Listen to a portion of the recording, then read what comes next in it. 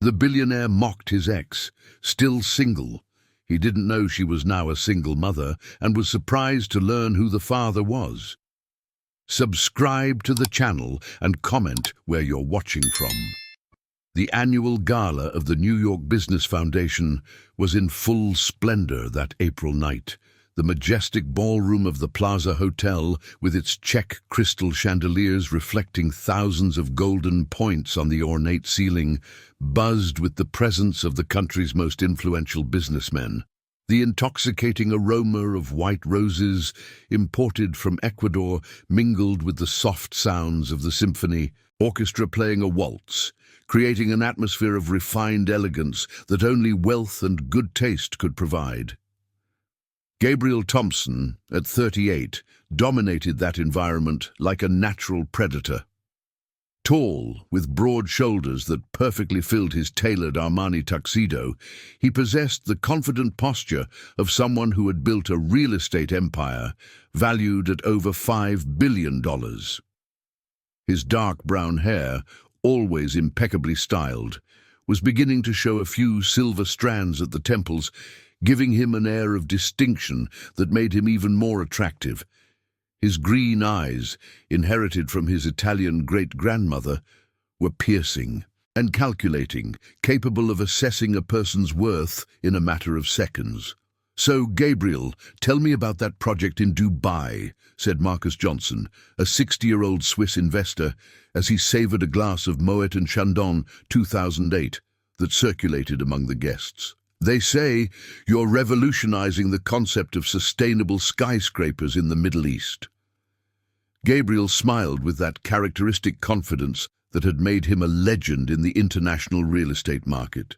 His smile was calculated, rehearsed through years of closing multi-million-dollar deals, but it maintained a genuine charm that disarmed even the most experienced investors. "Marcus, when you have the right vision and the right resources, any project becomes possible," he replied, adjusting the gold cuffs of his Italian dress shirt. "We're talking about towers that produce more energy than they consume, a concept that will redefine the future of commercial architecture."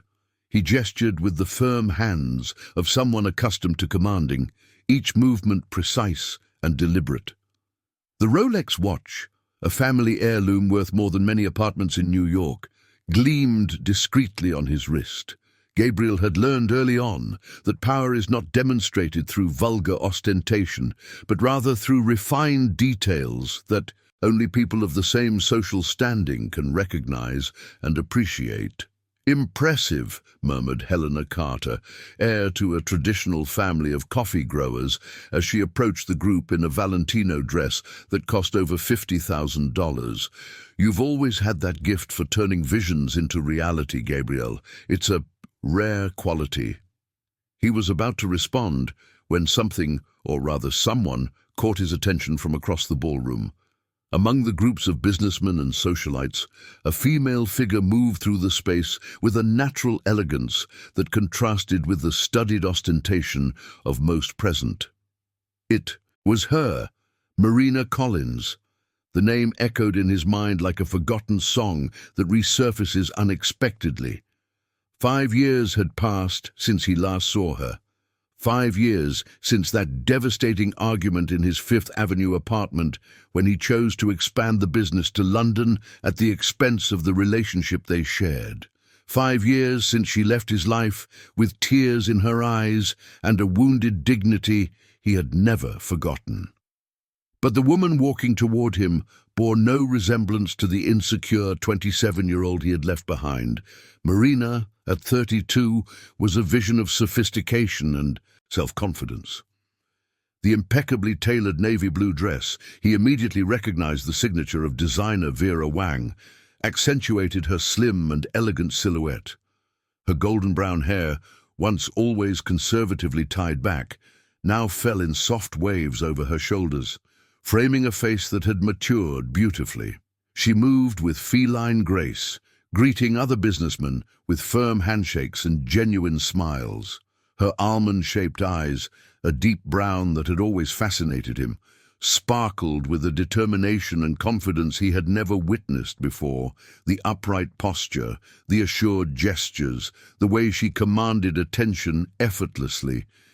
Everything about her radiated the success of someone who had found her place in the world.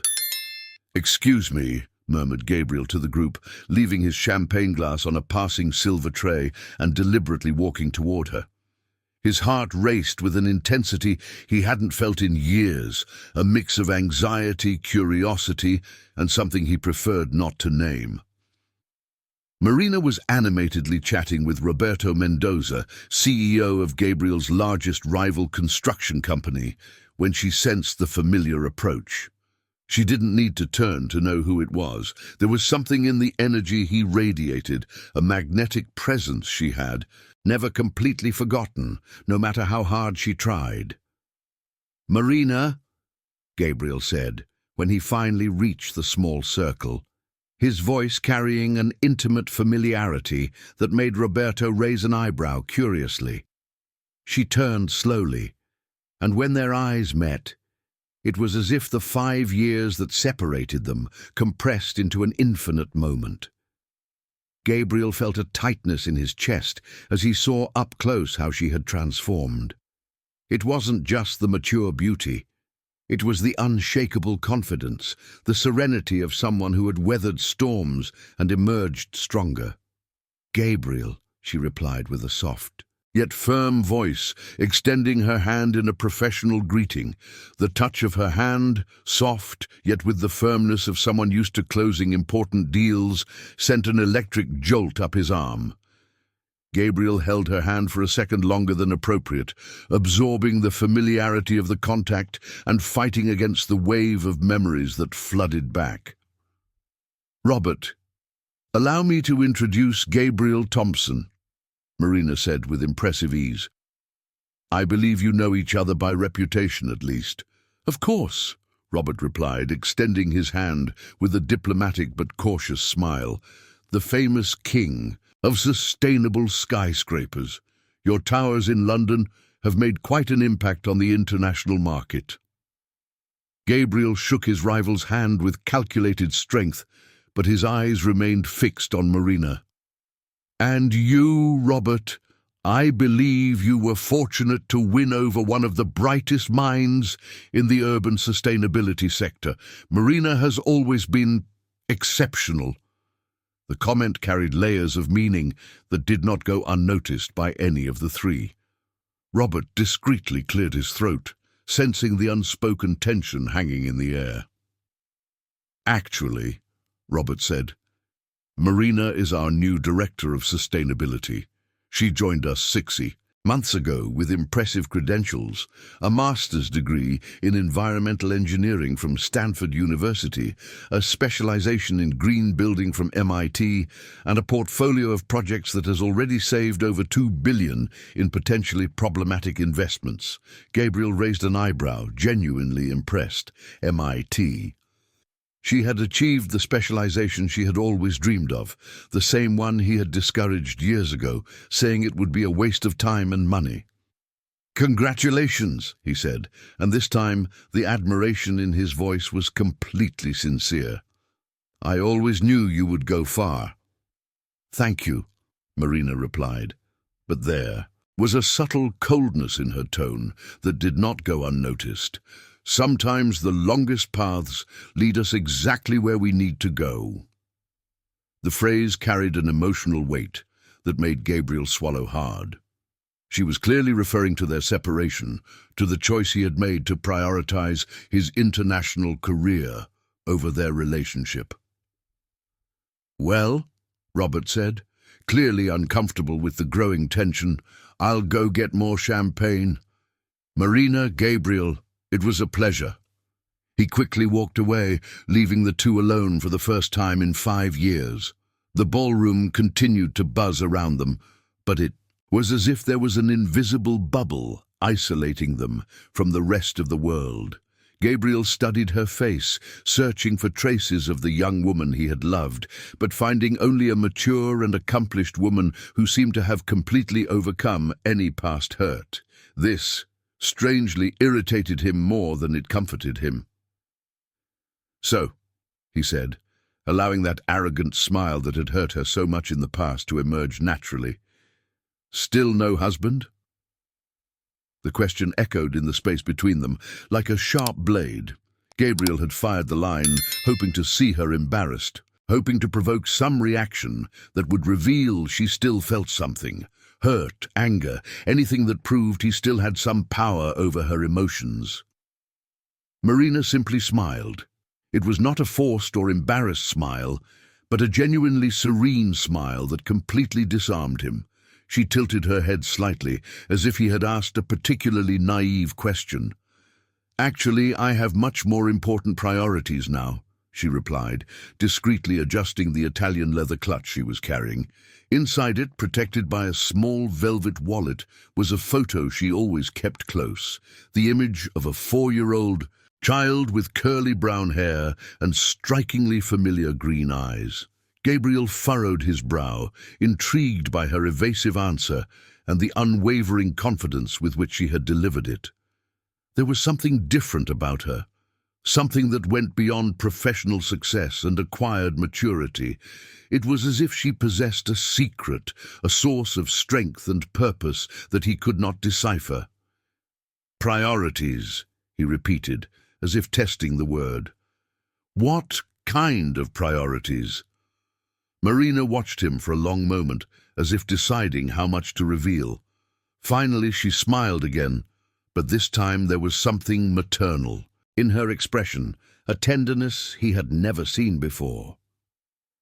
"The kind of priority that teaches you that real success is not measured solely in digits in the bank account, Gabriel.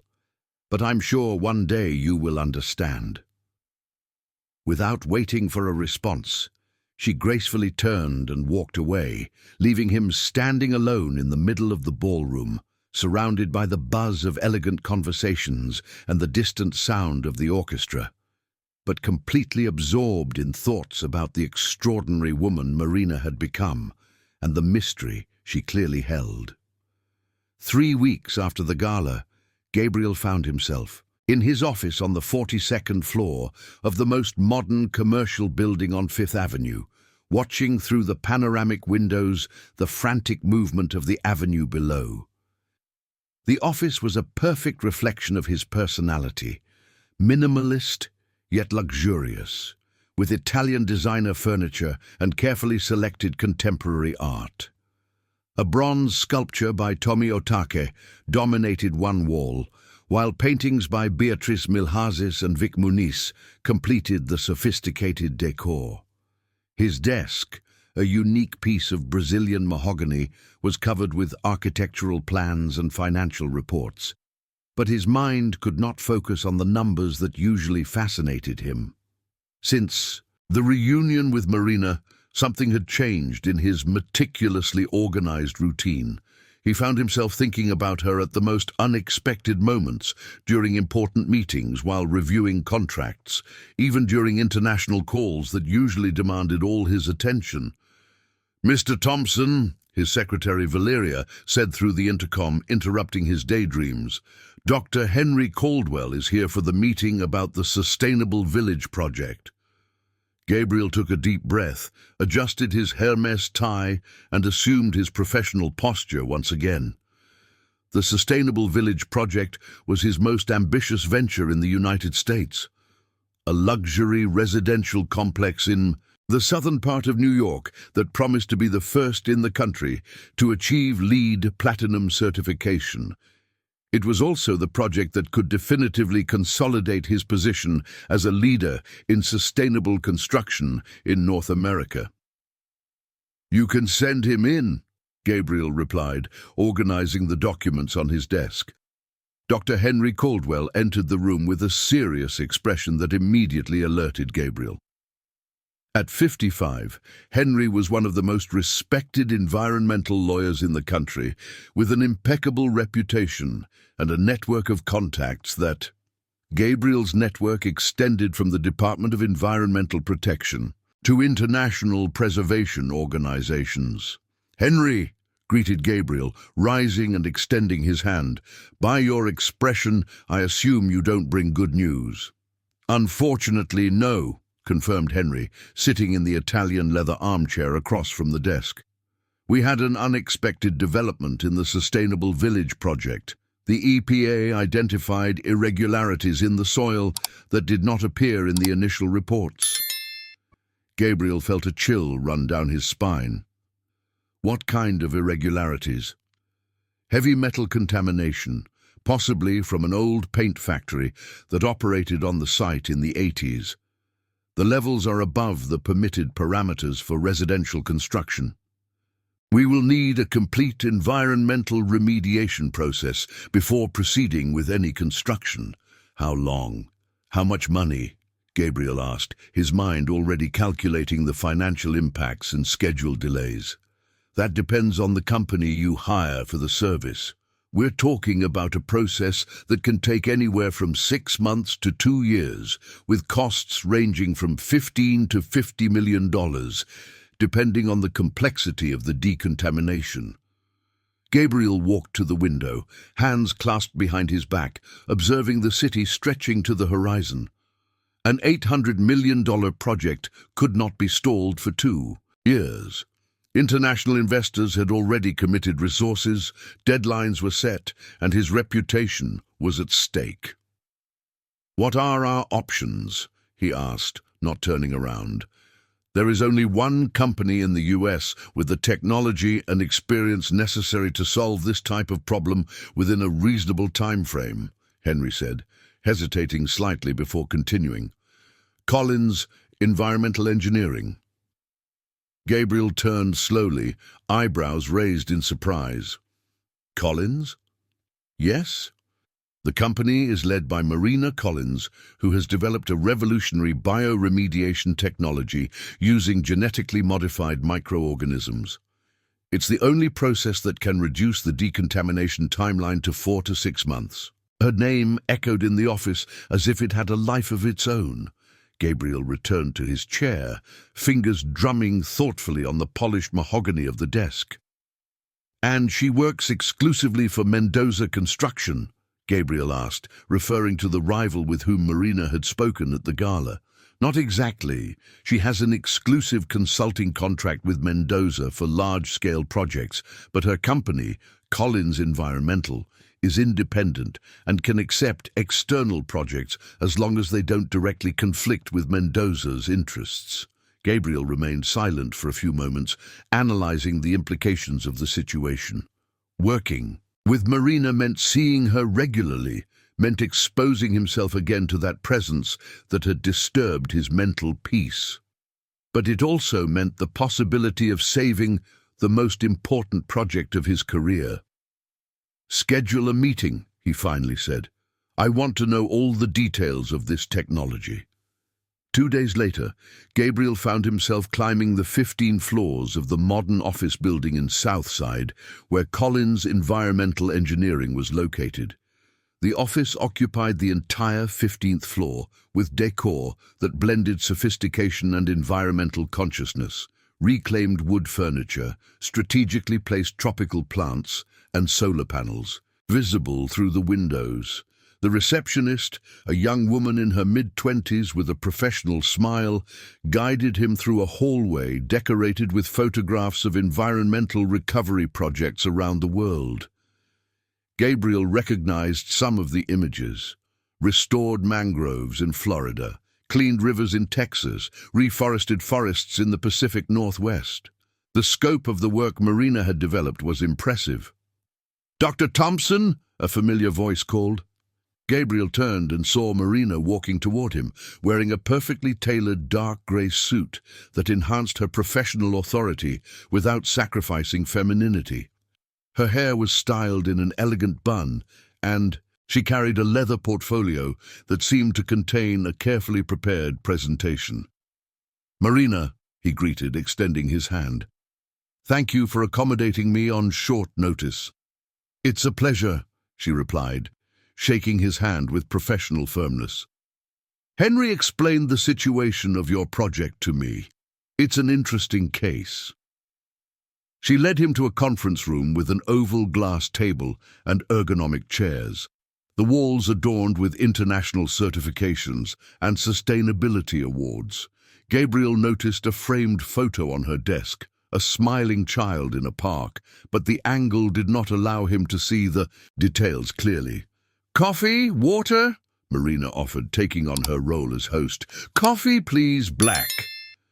As she poured the coffee into eco-friendly porcelain cups, Gabriel took the opportunity to observe her more closely. There was a maturity in her movements, a confidence that clearly came from recognized professional competence. She had become exactly the type of woman he had always admired in business partners: intelligent, focused, successful on her own merit. "So," Marina said, sitting down and opening the portfolio, "heavy metal contamination on an 80,000 square feet lot in the South Side. From the preliminary reports I've received, we are mainly dealing with lead, mercury, and cadmium." Gabriel leaned forward, impressed with her level of preparation. "Have you already analyzed the case?"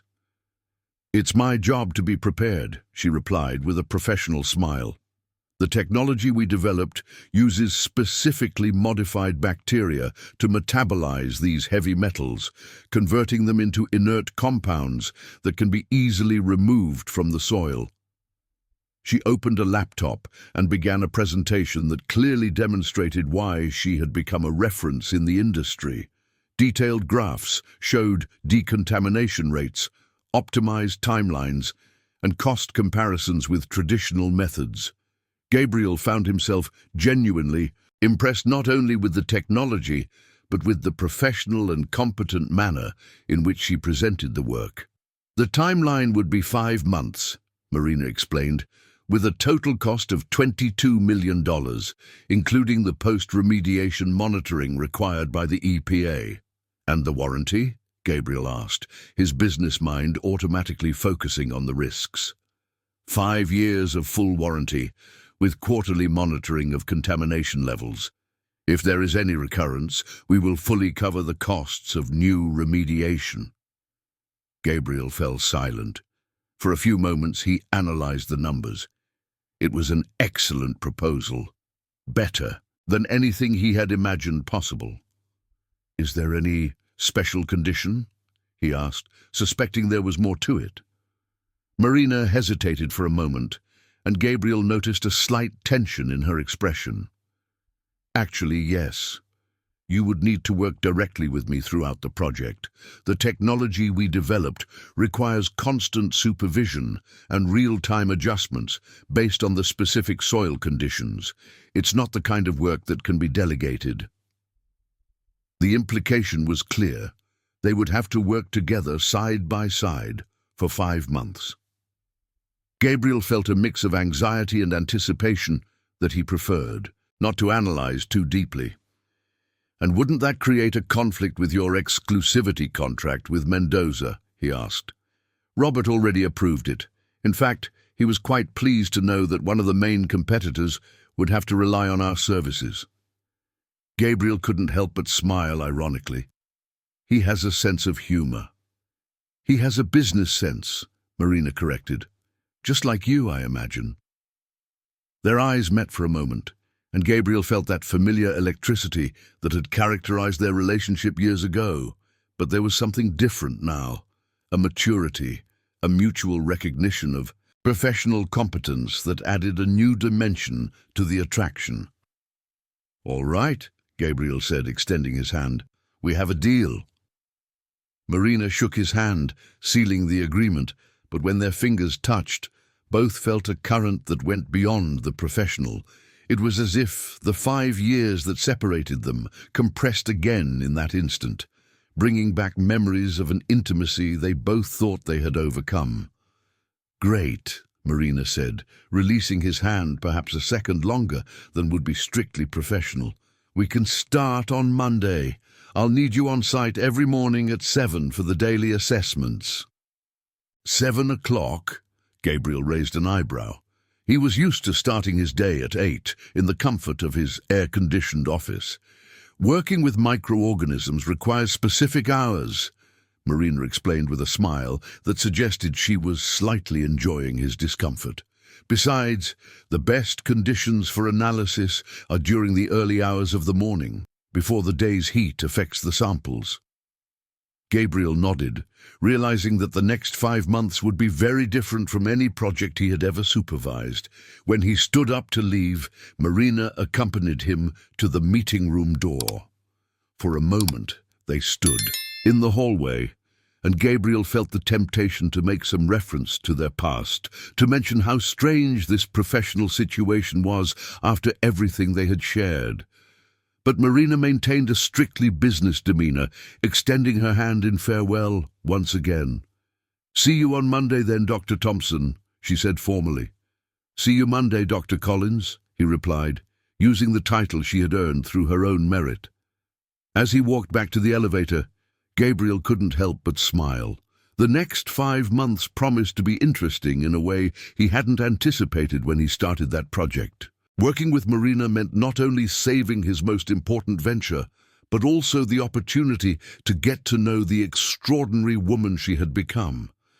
What he didn't know was that very afternoon, Marina would cancel an important meeting to pick up a 4-year-old child from school who had exactly the same piercing green eyes he saw in the mirror every morning. Monday arrived with the typical grey sky of May in New York, heavy with humidity that foretold the afternoon rain. Gabriel arrived at the construction site at 6:45 in the morning, 15 minutes before the scheduled time, a deliberate strategy to demonstrate professional commitment, but also an unconscious way to have a few moments to mentally prepare to work closely with Marina again. The 80,000 square feet of land was located in Brooklyn, an upscale area of the South Side that had rapidly transformed in recent years. Surrounded by high walls and security gates, the site still bore traces of its industrial history. Some concrete structures from the old paint factory, now covered by spontaneous vegetation that had grown during the 2 decades of abandonment. Gabriel parked his silver Mercedes AMG GT next to a series of temporary trailers, serving as field offices. He wore a more casual but still elegant suit, chinos, a dress shirt without a tie, and a linen blazer that cost more than the monthly salary of most people. His Italian shoes, however, would be tested by the uneven terrain that awaited him. "Good morning!" Marina's voice sounded behind him. Gabriel turned and barely recognized her. The sophisticated executive from 3 days ago had given way to a field professional. Dark jeans, sturdy leather boots, a simple white t-shirt under a utility vest with several pockets, and her hair pulled back in a practical ponytail. She carried a yellow hard hat and a clipboard with papers that fluttered slightly in the morning breeze. "Good morning," Gabriel replied, trying to disguise his surprise at her transformation. "You look different." Marina smiled, a genuine expression that lit up her face. "This is my fieldwork version. I hope you brought more appropriate clothes because we're going to cover the entire site today." Gabriel looked down at his expensive shoes and the suit he had carefully chosen. "I thought it would be more of an office meeting." "Not here," she said, handing him a hard hat and a reflective vest. "When I said you would have to work directly with me, I meant it literally. We're going to collect soil samples at 40 different points, analyze the topography of the land, and establish monitoring points for the coming weeks." Gabriel donned the safety gear, feeling slightly ridiculous, but determined not to show any reluctance. If Marina expected him to, Marina was mistaken if she thought she would shy away from physical work. "All right, where do we start?" Marina consulted her clipboard and pointed to an area in the center of the lot where some concrete structures still stood. "Let's begin at the epicenter of the contamination. This is where the paint mixing section of the old factory used to operate. We will likely find the highest concentrations of heavy metals there." They walked across the uneven terrain, Marina explaining the technical details of the remediation process while Gabriel struggled to keep pace with her. She moved with the confidence of someone accustomed to working in adverse conditions, stepping securely in areas he considered treacherous. "The process we've developed," Marina explained, as she stopped near a patch of soil that had a slightly different coloration, uses genetically modified Pseudomonas putida bacteria. They can metabolize heavy metals and convert them into inert compounds that can be easily extracted. Gabriel watched in fascination as she prepared a portable soil analysis equipment. There was something mesmerizing about her competence, the way her hands worked with scientific precision, collecting samples and labeling tubes with rigorous methodology. "How long did it take you to develop this technology?" he asked, genuinely curious. 3 years of research at MIT, plus 2 years of field testing here in the US, she replied without looking up from her work. "And about $15 million in research investment." Gabriel was impressed. 15 million was a considerable amount, especially for research in the environmental sector, which traditionally received less funding than other technological fields. "How did you secure those resources?" Marina finally looked up, and Gabriel noticed a hint of pride in her expression. "Part was international funding through a Swiss foundation. Part was investment from a group of entrepreneurs interested in clean technology. And part—" she hesitated slightly, "part was personal investment." "Personal investment?" Gabriel couldn't hide his surprise. "How did you manage to gather personal resources for such a significant investment?" Marina returned to her work, but Gabriel noticed a slight tension in her shoulders. "Let's just say I had extra motivation to make this project successful," she said evasively. Gabriel wanted to press for more details, but something in her tone suggested that the conversation had reached its limit. Instead, he focused on watching her work, admiring the scientific precision and the evident passion she demonstrated for what she did. Around 10 o'clock, when the sun finally managed to break through the clouds and transform the dusty lot into a more pleasant environment, Marina's phone rang. She glanced at the screen, and her expression changed immediately, shifting from professional concentration to something softer and more maternal. "Excuse me," she said to Gabriel, "I need to take this call." She stepped a few meters away, but Gabriel could hear fragments of the conversation. "Hi, my love. No, Mommy is working. Of course, I'll pick you up today. What drawing did you make?" "Oh, a dinosaur. It must be beautiful." Gabriel felt a strange pang in his chest. Her voice had completely transformed. It was soft, affectionate, filled with an unconditional love he had never witnessed. It was obviously a conversation with the child, and by the intimacy of her tone, clearly a very special child to her. When Marina returned, Gabriel tried to maintain a neutral expression, but he couldn't help his curiosity. "Everything okay?" he asked casually. "Yes, just checking on a few commitments for later today," she replied, but Gabriel sensed that the answer was evasive. They continued working for the rest of the morning, collecting samples and establishing monitoring points. Gabriel was surprised to discover that he enjoyed the physical work, the opportunity to step out of the air-conditioned office and engage directly with the projects he usually supervised only through reports. Even more surprising was how comfortable he felt working alongside Marina. Despite the 5 years of separation and the complicated circumstances of their reunion, there was a natural synergy between them, a complementarity that made the work more efficient and enjoyable. "Gabriel," Marina said around noon, "do you mind if we wrap up a bit earlier today? I have an unavoidable commitment at 3. Gabriel checked his watch. Normally he worked much later, but there was something in the way she asked. It wasn't a professional request, but something personal and important. "Of course. No problem. We managed to cover more ground than I expected." Marina smiled, clearly relieved. "Thank you. Tomorrow we can start earlier to make up for it." As they walked back to their cars, Gabriel found himself observing Marina more closely. There was something different about her today. A subtle urgency, an anxiety that had nothing to do with the work they were doing. It was as if she was constantly checking the time, as if something very important was waiting for her.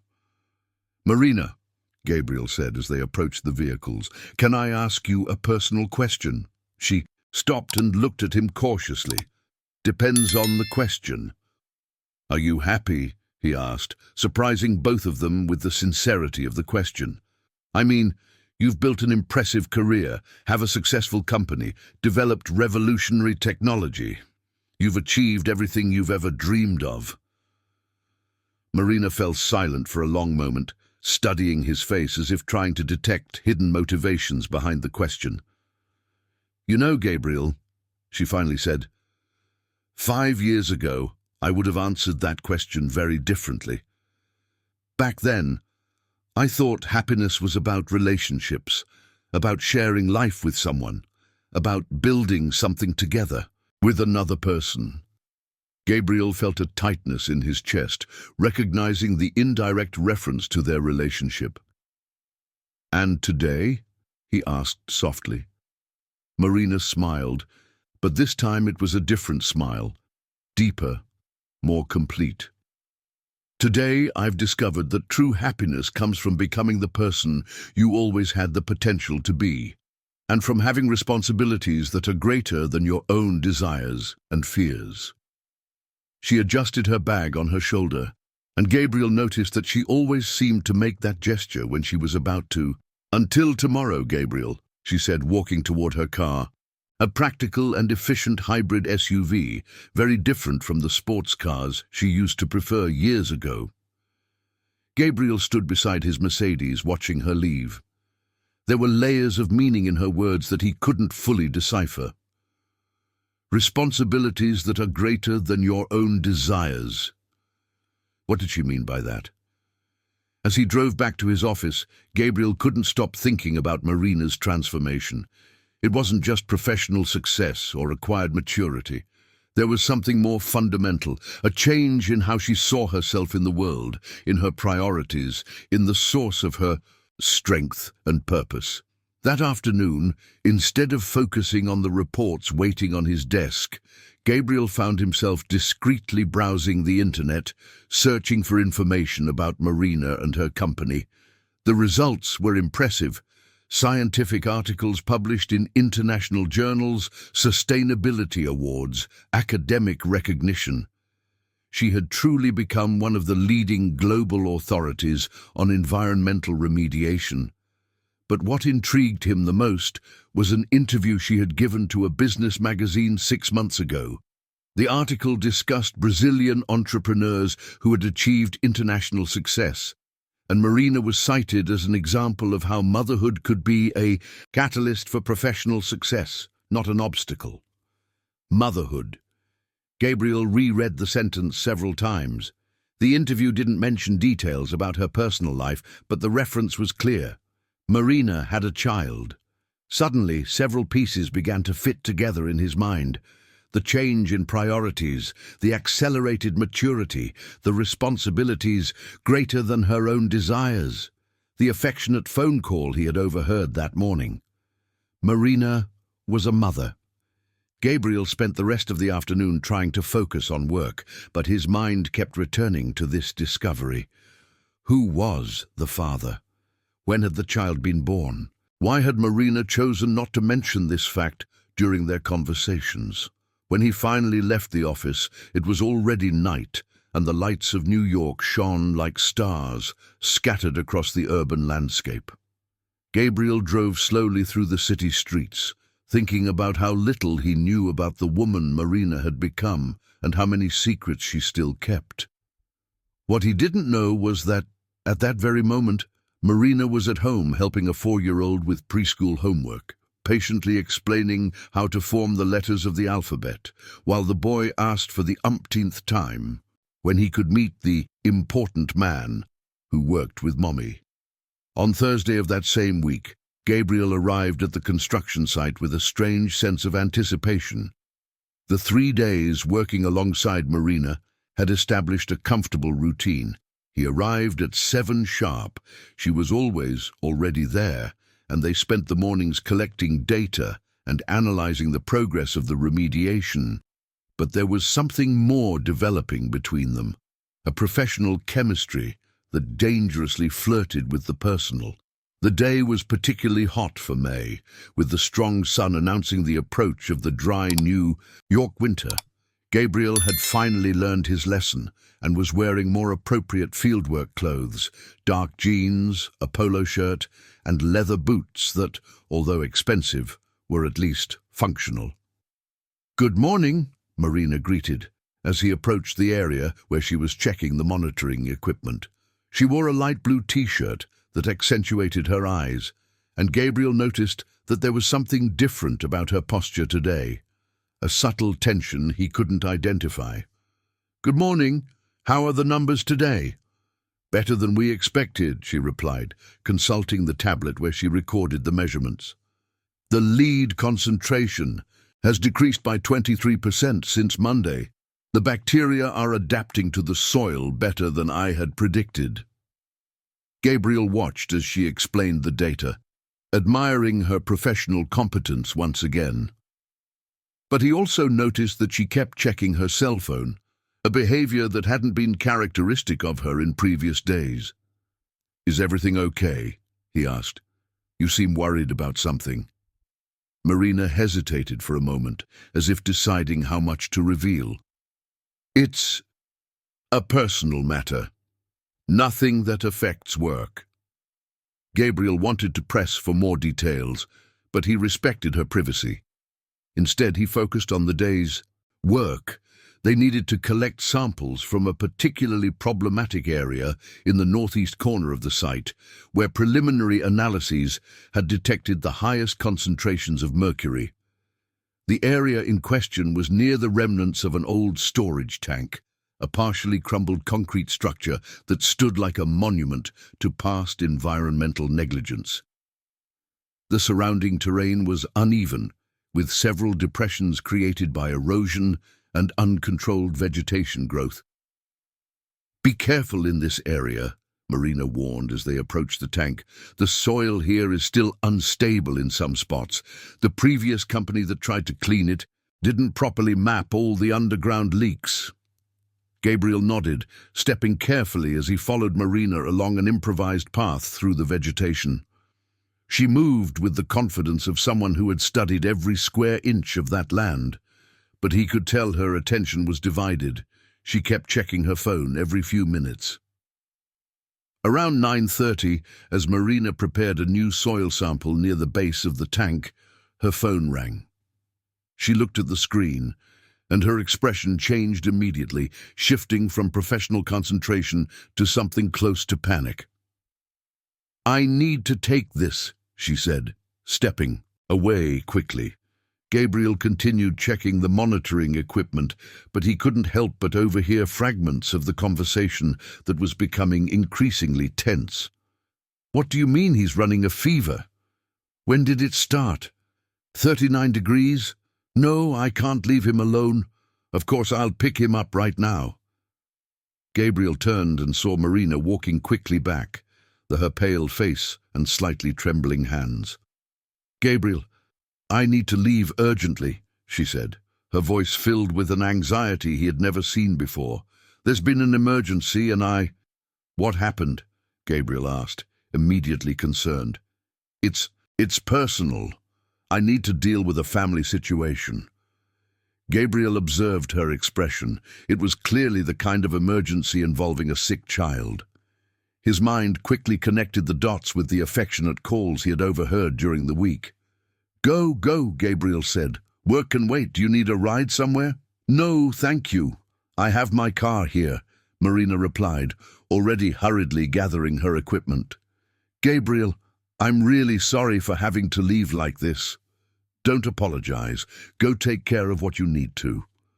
Marina smiled briefly, a look of genuine gratitude, and quickly headed for her car. Gabriel watched as she sped off, kicking up a small cloud of dust on the uneven terrain. He spent the rest of the morning working alone, but his mind was divided between work and worry for Marina. It was clear she had a child, and that the child was sick.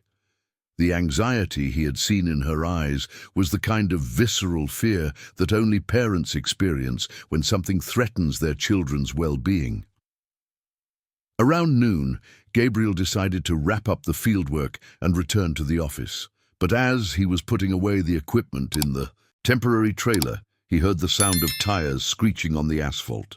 Marina had returned, driving even faster than she had left. She jumped out of the car, practically running, holding her cell phone to her ear. "Yes, I'm heading back to the hospital right now. No, he still has a fever. Please keep him hydrated until I get there." Hospital. Gabriel felt a chill run down his spine. Whatever was happening there was more serious than just a minor illness. Marina hung up the phone and turned, only then realizing that Gabriel was still there. Her face was flushed with worry and effort, and she was breathing heavily. "Gabriel, I thought you had already left." "I was about to. Is everything okay?" "You look—" "It's my son," she said, the words tumbling out in a rush of urgency. "He's at the hospital with a very high fever, and I need to get back there, but I left my bag here in the trailer and—" She rushed to the trailer, frantically searching for her bag, knocking over papers and equipment in the process. Gabriel followed her, concerned about her emotional state. "Marina, breathe. Which hospital?" "Mount Sinai Hospital. He's in the pediatric emergency room, and I promised I'd be back quickly, but I forgot my health insurance card here and—" Gabriel spotted her bag on a table at the back of the trailer and grabbed it, handing it to her. "Here it is. Now go." Marina took the bag with visibly trembling hands. In her haste, the bag opened and some items fell to the ground: keys, lipstick, and a small leather photo wallet. Gabriel bent down to help her pick up the things, and when he grabbed the photo wallet, it opened naturally. What he saw made his heart stop. It was a picture of a child, about 4 years old, with curly brown hair and a mischievous smile. But what took Gabriel's breath away were the child's eyes, green, piercing, with exactly the same shape and intensity he saw in the mirror every morning. And there was more, the same dimple in the chin that characterized his family, the same brow line, even the specific shape of the ears. It was as if he were looking at a miniature version of himself. Gabriel stood frozen, holding the photo wallet, while his mind tried to process what he was seeing. Marina realized what had happened and paled even more.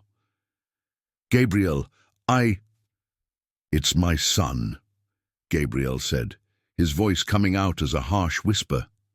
It was not a question, it was a statement of immediate and undeniable recognition.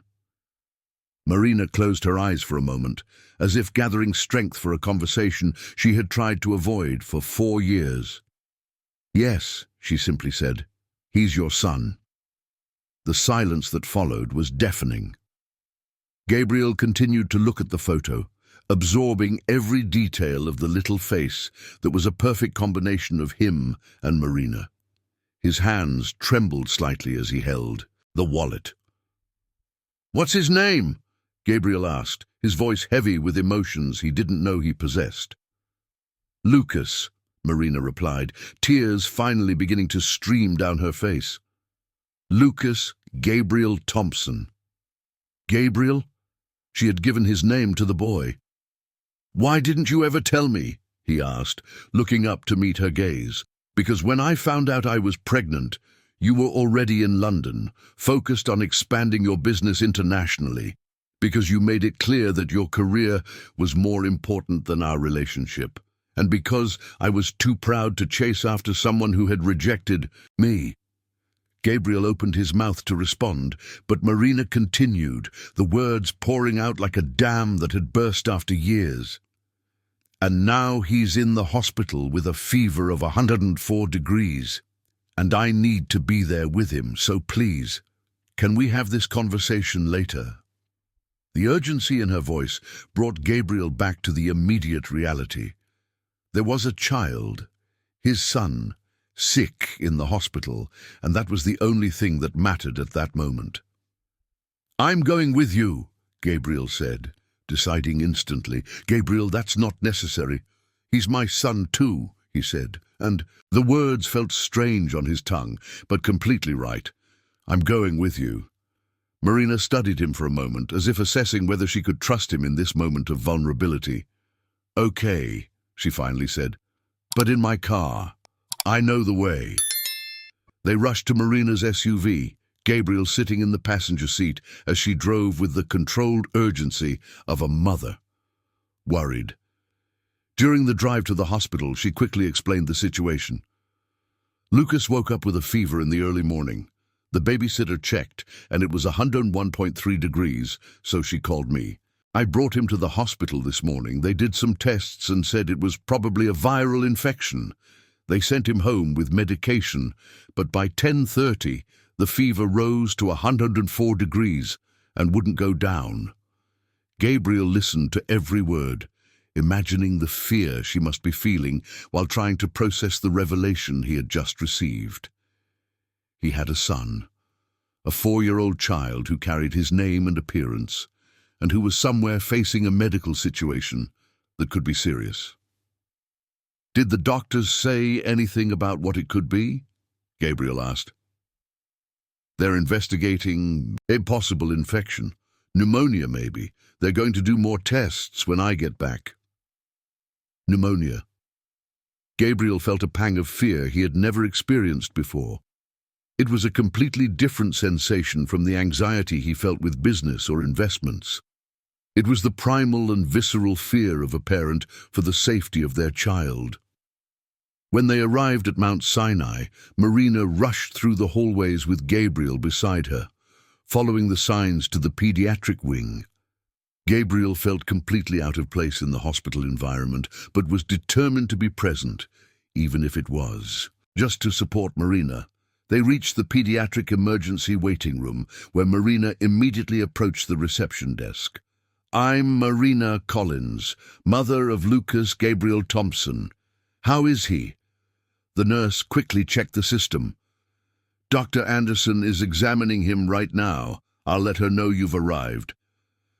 Marina sat down in one of the waiting room chairs, her hands clasped, her whole body tense with worry. Gabriel sat beside her, still trying to process the entire situation. "Marina," he said softly, "everything is going to be okay. This is one of the best hospitals in the country." She looked at him, and Gabriel saw tears glistening in her eyes. "I know. It's just that he means everything to me, Gabriel, everything." Gabriel felt an intense emotion forming in his chest. There was so much he wanted to say, so many questions he needed to ask, so much lost time he needed to make up for. But at that moment, the only thing that mattered was that a child, his son, needed them. "Miss Collins?" a voice called from the hallway. Marina quickly stood up, Gabriel right behind her. A doctor in her 40s, wearing a white coat, and a serious yet reassuring expression, approached. "Dr. Anderson, how is he?" "The fever has gone down to 100.4 with the medication we administered. The preliminary tests show nothing alarming, but we'll keep him under observation for a few more hours to be sure." Gabriel felt immense relief, even though he still hadn't seen the child. "Can I see him?" Marina asked. "Of course, he's awake and asking for his mummy." Marina turned to Gabriel, hesitating. Do you want to meet him?" Gabriel nodded, not trusting his voice at that moment.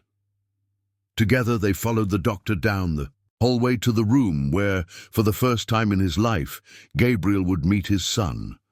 The pediatric room was painted in soft colors and decorated with forest animal stickers that tried to make the hospital environment less intimidating for children. Gabriel followed Marina down the hallway, his heart beating with an intensity he had never experienced in any business meeting or investor presentation. His palms were sweaty, and he had to make a conscious effort to control his breathing. "Mommy!" A cheerful little voice echoed from the room as Marina appeared in the doorway. Gabriel stopped at the threshold, watching the scene unfold before him. Marina rushed to the hospital bed, where a small child was sitting, wearing a light blue hospital gown with dinosaur prints. The boy, Lucas, raised his arms to embrace his mother, and Gabriel felt as if the ground had disappeared beneath his feet. He was undeniably his son. Lucas had the same facial structure Gabriel had seen in his own childhood photos, the same piercing green eyes and that same dimple in his chin that had characterized the Thompson family for generations. But there were also unmistakable traits of Marina: the shape of his lips, the golden color of his hair, the intelligent expression that displayed the same voracious curiosity she had always possessed. "How are you feeling, my love?" Marina asked, checking his forehead temperature with the back of her hand. "Better," Lucas replied with the typical sincerity of children. "The doctor said the fever is gone. And look," he pointed to a tray beside the bed, "they brought strawberry gelatin." Marina laughed, a sound of pure relief that made Gabriel realize how truly scared she had been. "That's great, sweetheart. And did you eat?" "A little. But Mommy—" Lucas lowered his voice, as if to share an important secret. "There's a man at the door who's looking at me. Is he your work friend?" Marina turned, and Gabriel realized there was no more delaying the inevitable. She gestured for him to come closer. "Lucas," Marina said, her voice carrying a carefully controlled emotion, "this is Gabriel. He is someone very special to Mommy." Gabriel stepped into the room, feeling completely out of his element. All his business instincts, all his social confidence seemed to have vanished in front of the small child who was watching him. With innocent curiosity, "Hi," Gabriel said, his voice coming out rougher than he intended. "Hi," Lucas replied, studying Gabriel with the focused attention that children give to new people. "You're really tall." Gabriel couldn't help but smile. "Yes, I am." "And you have the same eyes as me," Lucas observed, tilting his head slightly. "The teacher at school said that when two people have the same eyes, it can—" Gabriel felt a lump in his throat. The innocence of the observation, the simple and direct logic of the child, touched something deep in his chest. "It's true," Gabriel managed to say. "Sometimes people in the same family do look alike." Marina watched the interaction with a mix of anxiety and hope. Gabriel could feel that she was evaluating every word, every gesture, looking for signs of how he would react to the unexpected fatherhood. "Do you work with my mom?" Lucas asked, starting to relax in Gabriel's presence. "Yes, I do. We're working on a very important project together." "What kind of project?" Gabriel looked at Marina, who nodded encouragingly. "We're cleaning up a lot that was dirty so we can build new homes for people to live in." Lucas's eyes lit up. Like a superhero.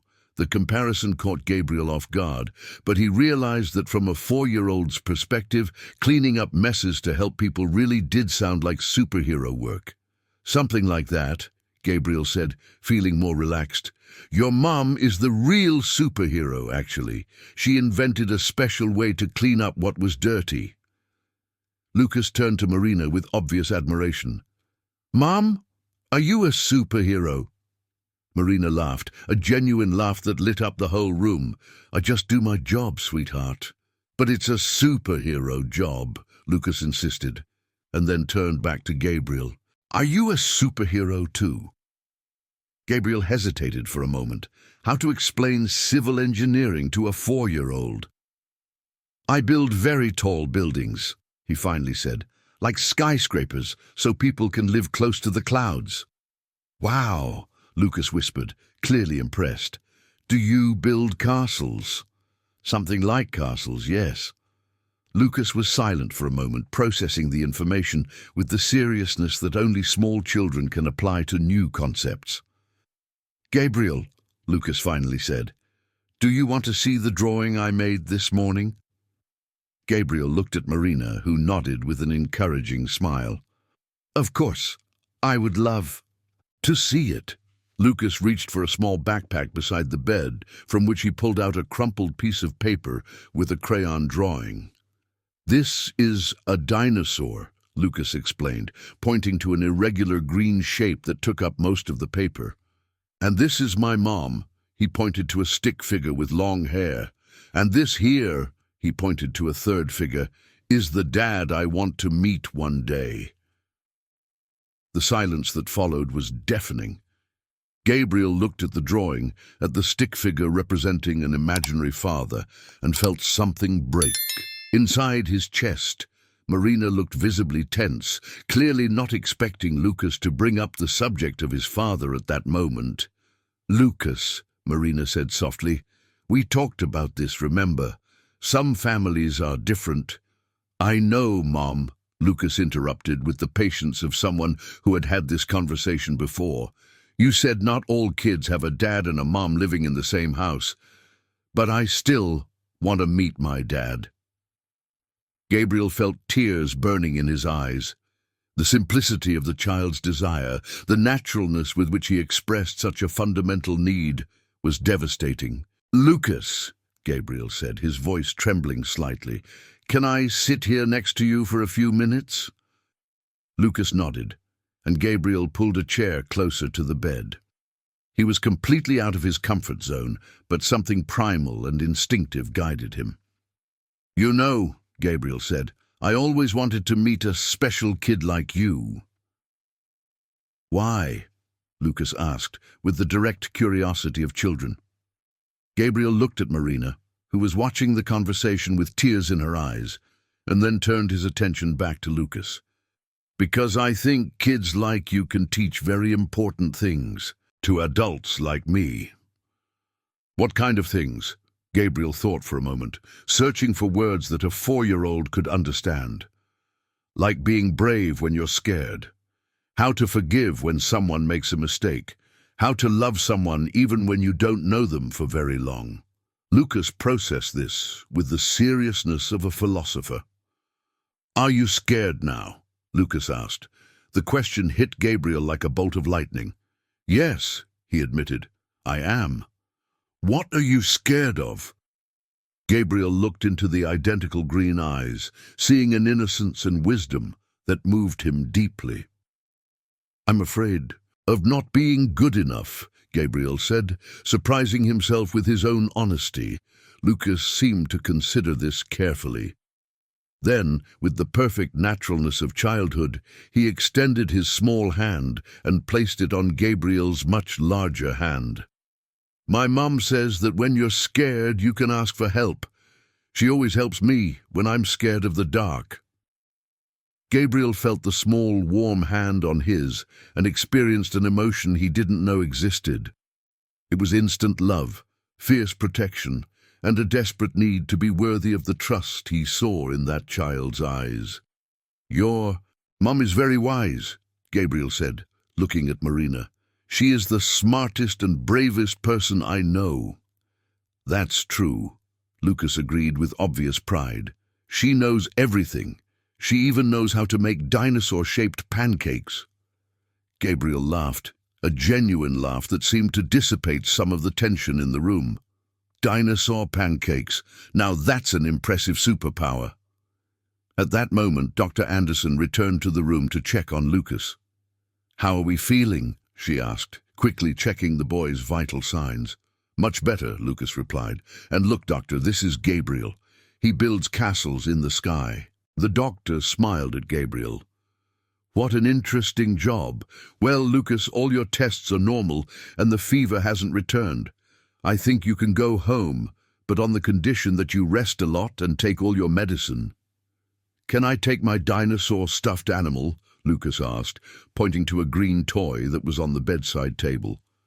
Of course. Dinosaurs are excellent recovery companions, said the doctor. While Marina dealt with the hospital discharge procedures, Gabriel stayed in the room with Lucas, the two chatting about dinosaurs, castles, and superheroes. Gabriel discovered that the child was incredibly intelligent and curious, asking questions that demonstrated an active and creative mind. "Gabriel," Lucas said when Marina momentarily left the room, "are you going to come back to visit Mommy and me?" The question was asked with such pure hope that Gabriel felt his heart tighten. "If you and your mom want me to," Gabriel replied, "I would love to come back." "I want to," Lucas said immediately. "Maybe you can have dinner with us one day. Mommy makes the best macaroni and cheese in the whole world." Gabriel smiled, imagining himself sitting in a cozy kitchen, eating macaroni and cheese made by Marina and chatting with that extraordinary child who was his son. "I would love that," said Gabriel, and he realized that he truly would. When Marina returned with the discharge papers, she found Gabriel and Lucas laughing at some inside joke about dinosaurs wearing ties to work in offices. The scene made her pause at the door for a moment, watching the natural interaction between them. It was exactly how she had dreamed it would be years ago, before everything got complicated. "Ready to go home, my love?" Marina asked.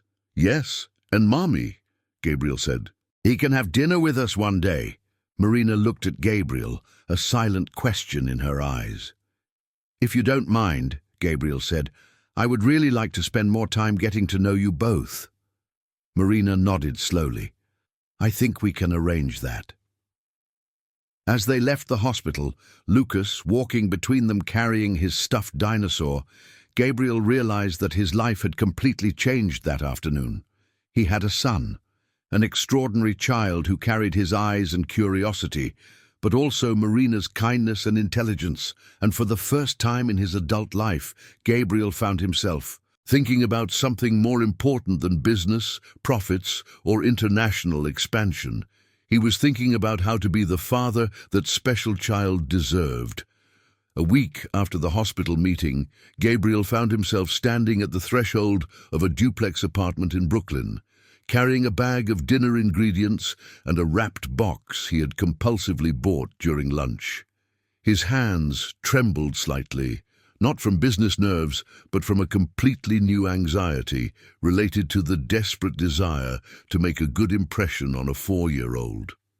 Marina's apartment was in a modern building on Pine Street, with a flowered balcony and a doorman who had examined him with curiosity before allowing his entry.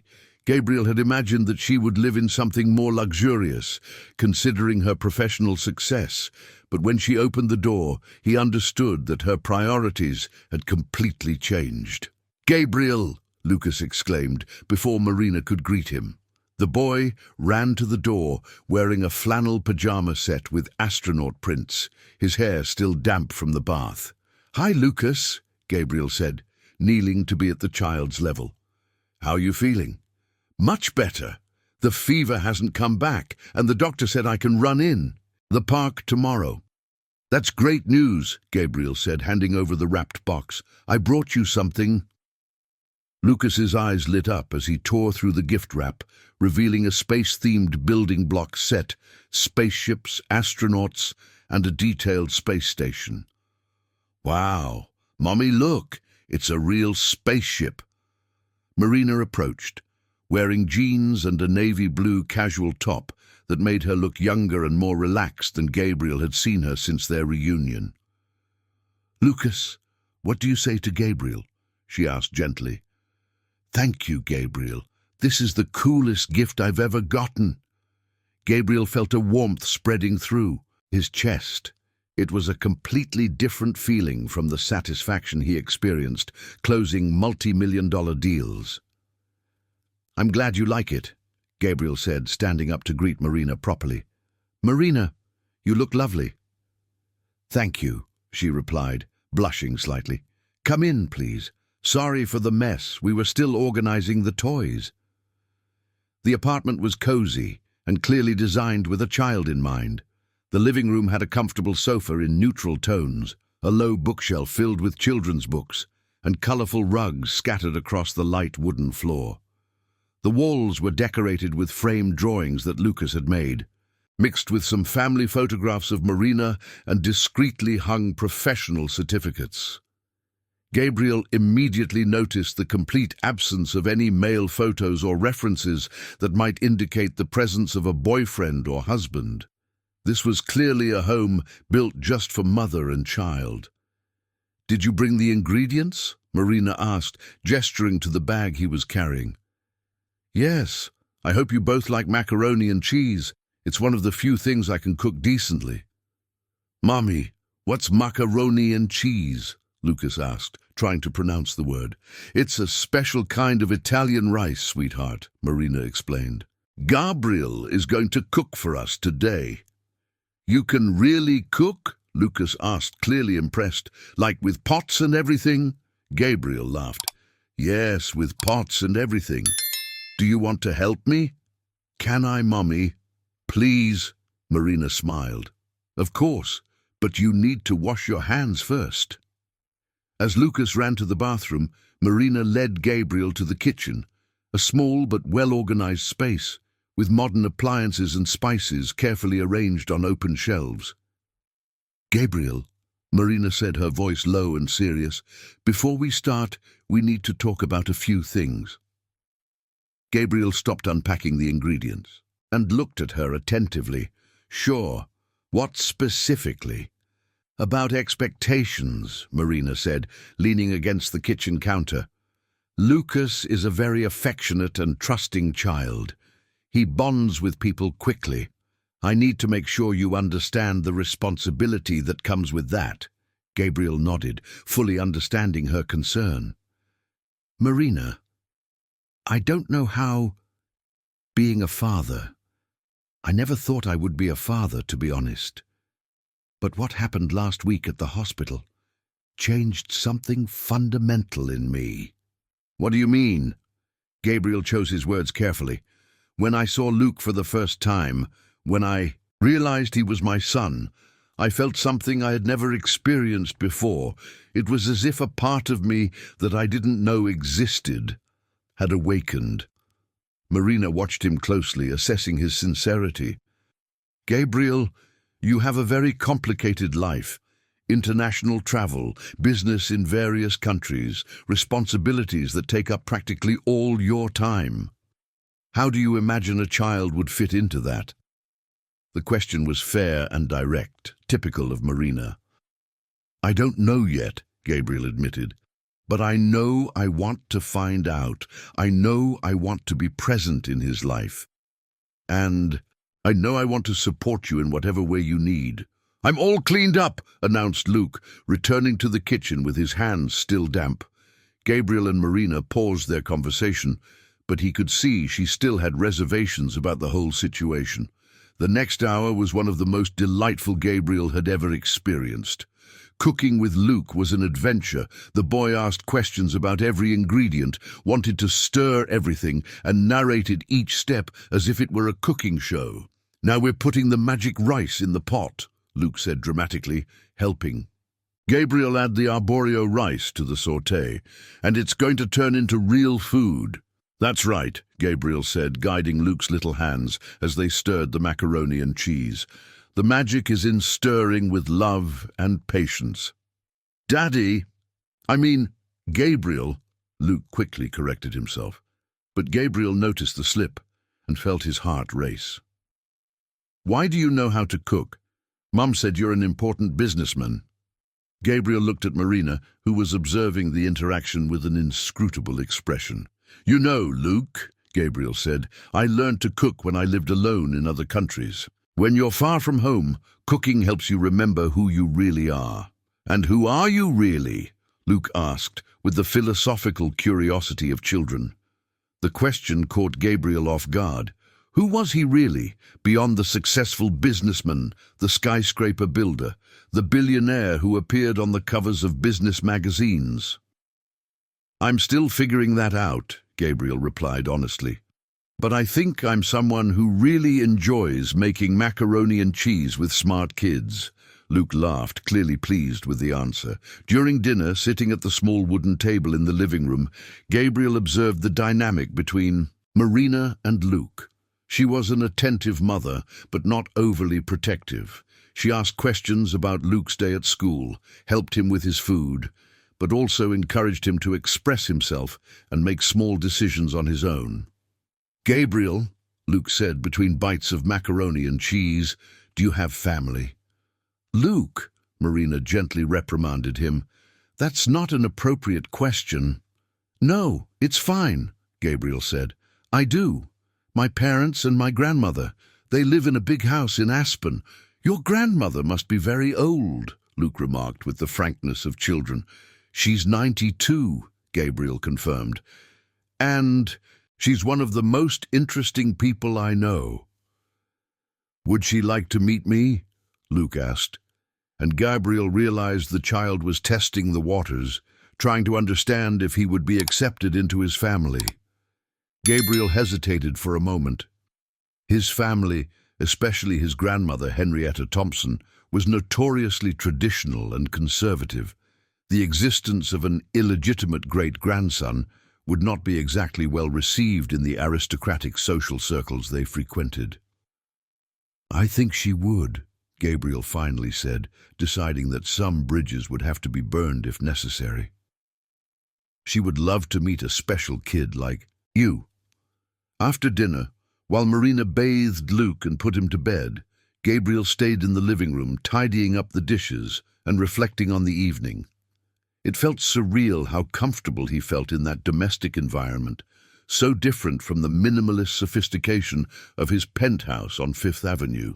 "He wants you to say goodbye," Marina said when she returned to the living room, "but quickly, because it's already past bedtime." Gabriel entered Luke's room, a controlled explosion of colors and toys, with a small bed shaped like a race car and walls decorated with planets and spaceships. "Gabriel," Luke whispered, already under the covers with his stuffed dinosaur, "are you coming back tomorrow?" "Not tomorrow," Gabriel said, sitting on the edge of the bed, "but I can come back this weekend if your mom lets me." "I want you to come back all the time," Luke said with the devastating honesty of children. "It's nice to have a big friend." Gabriel felt a lump in his throat. "I like being here with you and your mom a lot too." "Gabriel?" "Yes? Could you really be my dad?" The silence that followed felt eternal. Gabriel looked into those green eyes identical to his, at that little face carrying his own features mixed with Marina's beauty, and felt his world completely reorganize. "Luke," Gabriel said softly, "I would really like that. More than anything in the world." "Then why can't you?" How to explain to a 4-year-old the complexities of adult relationships, wounded pride, lost years, the business responsibilities that seemed so important, but at that moment felt completely insignificant? Sometimes adults need to talk a lot and work out some complicated things before making important decisions, Gabriel said. "But I promise I will try to sort out those complicated things as quickly as possible. You promise?" "I promise." Luke smiled, satisfied with the answer. "Good night, Gabriel." "Good night, Luke." Gabriel left the room with his heart racing, finding Marina in the living room, tidying up the last remnants of dinner. "How was the conversation?" she asked casually, but Gabriel noticed the tension in her voice. "He asked if I could really be his dad." Marina stopped tidying up. Gabriel looked directly at her over the sofa cushions. "And what did you say?" "That I would really like that, but we have some complicated things to resolve first." Marina nodded slowly. "Gabriel, I need you to understand something. Lucas has been through several disappointments in his life. School friends who promised to play and then never showed up. The previous nanny who left suddenly, situations where people built expectations on him and then just disappeared." "I'm not going to disappear," Gabriel said firmly. "How can you be sure of that? Your life is extremely complex. You have commitments in several countries, a business that demands your constant attention, a family that probably won't easily accept the existence of a grandchild outside of marriage." Gabriel moved closer to her, realizing that Marina was externalizing fears that had likely tormented her for years. Marina, you're right about my family. My grandmother especially will have a hard time accepting the situation. My business really is complicated and takes a lot of my time. But none of that is more important than Lucas. None of that is more important than you two. Marina studied him for a long moment. You say that now, Gabriel. But what about when your grandmother threatens to disown you? And when you have to choose between an important international deal and Lucas's school recital? And when you realize that being a father is much harder and far less glamorous than it looks at intimate dinners like tonight? Gabriel realized she was testing his resolve, forcing him to confront the practical realities of fatherhood. Then we'll figure it out together, Gabriel said. You don't need to protect me from difficulties, Marina. I want to face them. I want to learn to be the father Lucas deserves, even if it means completely rethinking my life. Marina was silent for a long moment, as if making an important decision. All right, she finally said, but let's take it slow. Lucas needs stability, not dramatic changes. If you really want to be part of our lives, it will be on his terms, in his time. I completely agree, said Gabriel. And Gabriel, Marina added, if at any point you realize you can't keep that commitment, I need you to tell me before you tell Lucas. He doesn't deserve to be hurt by decisions that we adults can't uphold. Gabriel nodded, understanding the seriousness of the commitment he was making. As he left the apartment that night, Gabriel drove slowly through the streets of Brooklyn, absorbing what had just happened. In a matter of a week, his life had completely transformed. He had a son, a family he had never planned for, but now seemed to be exactly what had always been missing from his existence. But Marina was right about the challenges ahead. His family, especially his grandmother Henrietta, would be a significant obstacle. His international business commitments would have to be reconsidered, and he would have to learn to be a father to a child who was already formed, who already had his own personality and specific needs. What Gabriel didn't know was that at that very moment, his grandmother Henrietta Thompson was at her estate in Aspen, reading a detailed report about his personal life that she had commissioned from a private investigator. And the name Marina Collins had just appeared on her desk for the first time in 5 years, along with very interesting information about a 4-year-old boy named Lucas Gabriel Thompson. The family storm was just beginning. Sunday arrived with that clear and cold morning typical of June in New York, and Gabriel was driving his Mercedes along the winding highway leading to Aspen, his heart heavy with the conversation he knew was inevitable. He had spent all of Friday trying to find the courage to call his grandmother and inform her about Lucas, but every time he picked up the phone, some business excuse prevented him from dialing the number.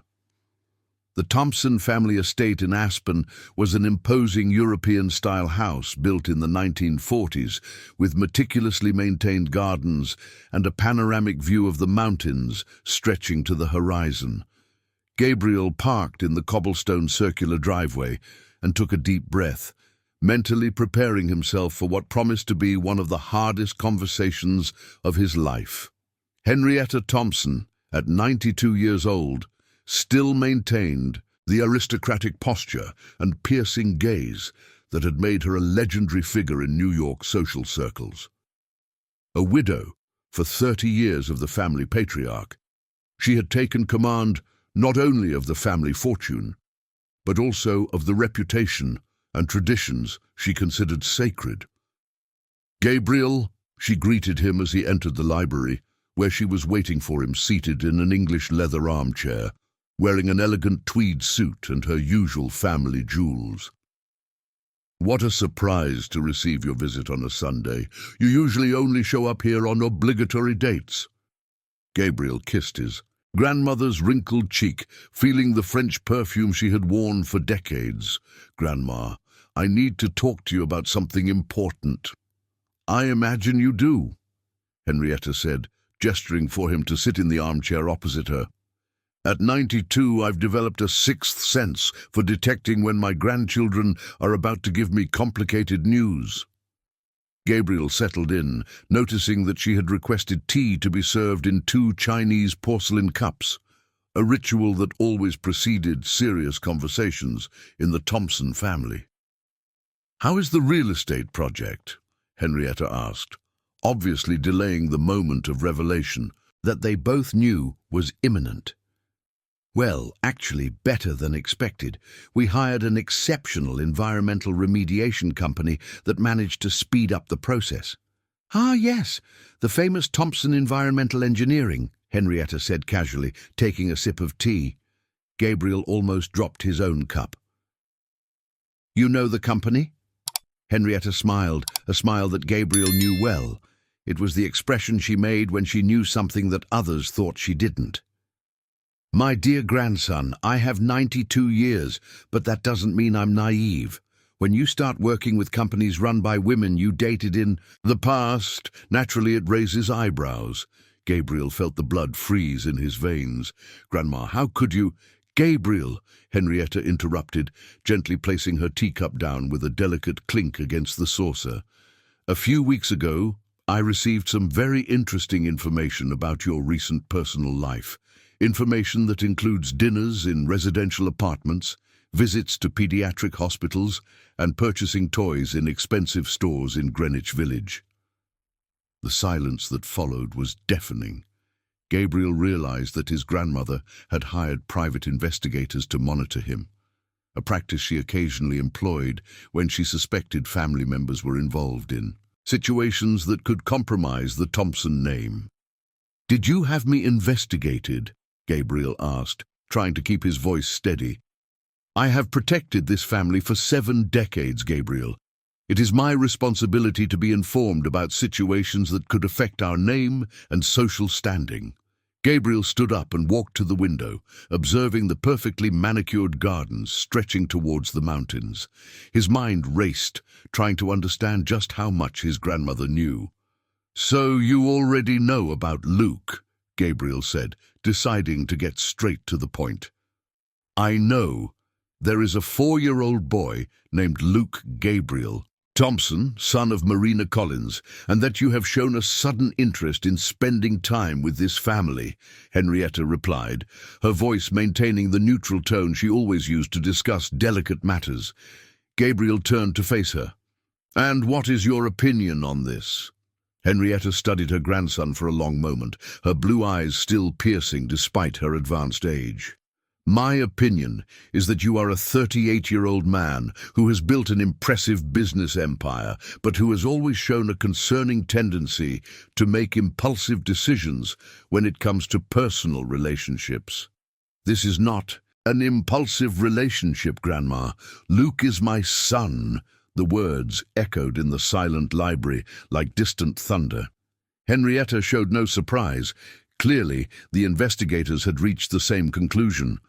"Are you absolutely sure about that?" she finally asked. "Sure of paternity? Yes. Sure that I want to take responsibility? Absolutely." Henrietta slowly stood up, walking to a shelf where family photographs from various generations were displayed. Aristocratic weddings, graduations from European universities, social events that had defined high society in New York for decades. "Gabriel," she said, gently touching a photo from her own wedding. "Our family has built a solid reputation based on traditions, values, and exemplary behaviors. Generations of Thompsons have contributed to New York society through philanthropy, ethical business practices, and well-planned marriages." Gabriel knew where this conversation was headed, but allowed her to continue. "The existence of an illegitimate child, born from an extramarital relationship with a woman who, while professionally competent, does not belong to our social circles, poses a significant challenge to that reputation." "Grandma," Gabriel said, his voice carrying a firmness that surprised them both. "With all due respect for our family history, times have changed. And I have changed. Luke is not a challenge to our reputation. He is my son, and I intend to publicly acknowledge that paternity." Henrietta turned to face him, and Gabriel saw something in her eyes that he couldn't fully interpret. "And what if I tell you that publicly acknowledging this paternity will result in your exclusion from the family will? What if I tell you that you will have to choose between this boy and your inheritance?" The question hung in the air like a tangible threat. The Thompson fortune included not only money, but also historic properties, stakes in century-old companies, and a name that opened doors anywhere in the world. Gabriel slowly walked back to his armchair, but did not sit. Instead, he stood, looking directly into the eyes of the matriarch. "Then I choose Luke," Gabriel said without hesitation. "I choose my son." Henrietta raised an eyebrow, clearly not expecting such a definitive response. "You're saying you would give up $200 million and a name that took a century to build for a child you've known for 2 weeks? "I'm saying I've discovered something more important than money or social status," Gabriel replied. "I've discovered what it means to be a father." Henrietta returned to her armchair and sat slowly, her face an inscrutable mask of emotions. "Gabriel," she finally said, "you have always been my favorite grandson. You have always shown the combination of business acumen and determination that characterizes the best members of our family." Gabriel waited, knowing there was more to come. "But you have also always shown a tendency to romanticize situations that require pragmatism. Being the father of a 4-year-old child, especially one who has been raised without your presence, is not the fantasy you are imagining."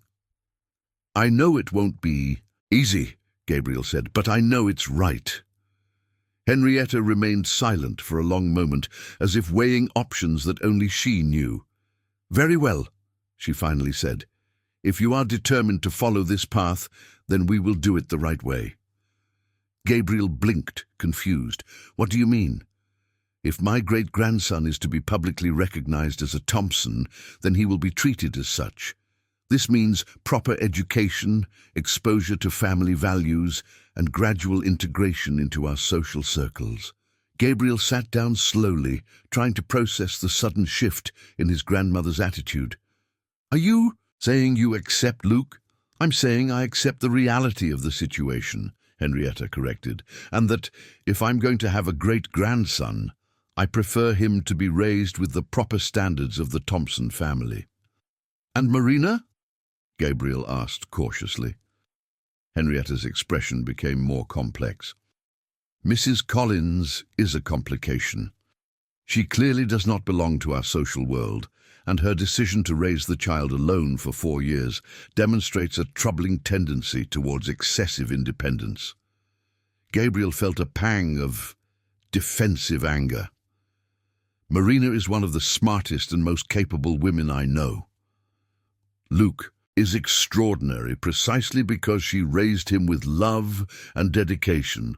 "Maybe," Henrietta said diplomatically, "but if she's going to be the mother of my great-grandson, then she will need to learn to navigate our society properly. That means attending the appropriate family events, dressing suitably for occasions, and understanding the expectations that come with the name Thompson." Gabriel realized that his grandmother was trying to shape the situation on her own terms, transforming Marina and Luke into versions that would fit better into the aristocratic world of the Thompsons. "Grandma, they are not projects to be remodeled. They are perfect as they are." Henrietta smiled, a smile that carried decades of experience in social negotiation. "My dear grandson, no one is born knowing how to navigate the right social circles. It's something that is learned. And if Mrs. Collins is as intelligent as you claim, I'm sure she will be a diligent student." Gabriel left the family home 2 hours later, his head spinning with the implications of the conversation. His grandmother had not only accepted Luke's existence, but was actively planning to integrate him into the family. The problem was that her ideas of integration involved transforming Marina into something she fundamentally was not. As he drove back to New York, Gabriel wondered how to explain to Marina that his grandmother wanted to meet her, and that this meeting would essentially be a test to determine if she would be considered suitable to carry the Thompson name. What Gabriel did not know was that at that very moment, Marina was at home trying to explain to Luke why some people might not immediately accept his presence in Gabriel's family, and preparing him emotionally for possible rejections that could come. And in Aspen, Henrietta Thompson was making calls to some of the most influential matriarchs in New York, laying the social groundwork for what she considered to be the controlled integration of a potentially scandalous situation. The battle for Luke's acceptance into the Thompson family was just beginning, and all those involved underestimated how complex it would become. 2 weeks after the conversation with his grandmother, Gabriel found himself sitting in Marina's office, watching her finalize a presentation for a Japanese client interested in environmental remediation technology. It was a Thursday afternoon, and the golden light of late May streamed through the panoramic windows, creating an almost intimate atmosphere in the modern conference room. Marina was wearing a navy blazer that accentuated her eyes, and Gabriel found himself admiring not only her professional competence, but the natural confidence with which she led international meetings in fluent English. It was fascinating to see how she had transformed into the successful executive she had always had the potential to be. "So, Mr. Yamamoto," Marina concluded her presentation, "our technology can reduce the remediation time for heavy metal-contaminated sites by up to 70% compared to traditional methods, with costs 40% lower and minimal environmental impact." The Japanese businessman, an elegant man in his 60s, was taking careful notes on a tablet while watching the graphs projected on the screen. "Impressive, Dr. Collins. I would like to schedule a technical visit to the project you are developing with Thompson Construction. Would that be possible?" Gabriel leaned forward. "Of course, Mr. Yamamoto. It would be a pleasure to host you at the construction site next week." After the Japanese client left, Marina leaned back in her chair, clearly satisfied with the outcome of the meeting. "Another international client interested in our technology," she said, organizing the papers. "If we close this contract, we can expand into the Asian market." "It's impressive what you've built here," Gabriel said genuinely. "Your company is becoming a global reference in a completely new area." Marina smiled, but Gabriel noticed a shadow of concern in her eyes. "Gabriel, I actually need to talk to you about some complications that have arisen." "What kind of complications?" Marina walked to the window, observing the intense activity of Midtown Manhattan below. "I received a call this morning from Helena Carter. Do you remember her?" Gabriel frowned. Helena was the daughter of one of the most traditional families in New York, and she had been one of the suitors his grandmother had tried to pair him with years ago. "Of course. What did she want?" "She mentioned that there are rumors circulating in social circles about you being involved with me professionally, and that some people are speculating about the nature of our relationship." Gabriel felt a chill run down his spine. "What kind of speculations?" Marina turned to face him. "The kind that involves questions about why a single billionaire is spending so much time personally working on a project that would normally be delegated to project managers." Gabriel immediately sensed his grandmother's hand in this situation. Henrietta was clearly testing the social waters, preparing the ground for more significant revelations. "And how did you respond?" "I said that we maintain a strictly professional relationship," Marina replied, but her tone suggested she was not comfortable with the technical lie. "But Gabriel, if there are rumors now, imagine what will happen when you publicly acknowledge your fatherhood of Luke." Gabriel walked over to where she was, near the window. Marina, I need to tell you about the conversation I had with my grandmother last Sunday. He recounted all the details of the meeting in Aspen, the private investigation, the conditional acceptance of Luke, and the expectations of social integration that Henrietta had mentioned. Marina listened in silence, her expression becoming increasingly tense. "So your grandmother wants to evaluate us," Marina said when Gabriel finished. "She wants to determine if Luke and I are suitable to carry the Thompson name." "It's not quite like that." "Gabriel," Marina interrupted, her voice carrying a firmness he knew well. "I have built my entire life on the premise that I do not need anyone's approval to validate my worth as a person or as a mother. I am not going to start submitting to suitability tests now." "Social." Gabriel felt a pang of panic. "Marina, I understand your frustration, but my family is complicated. They have certain expectations. And I have certain limitations," Marina cut in. "I'm not going to pretend to be something I'm not to please an elite New York society that considers my son illegitimate, a complication to be managed." The silence that followed was tense. Gabriel realized he was facing a fundamental dilemma.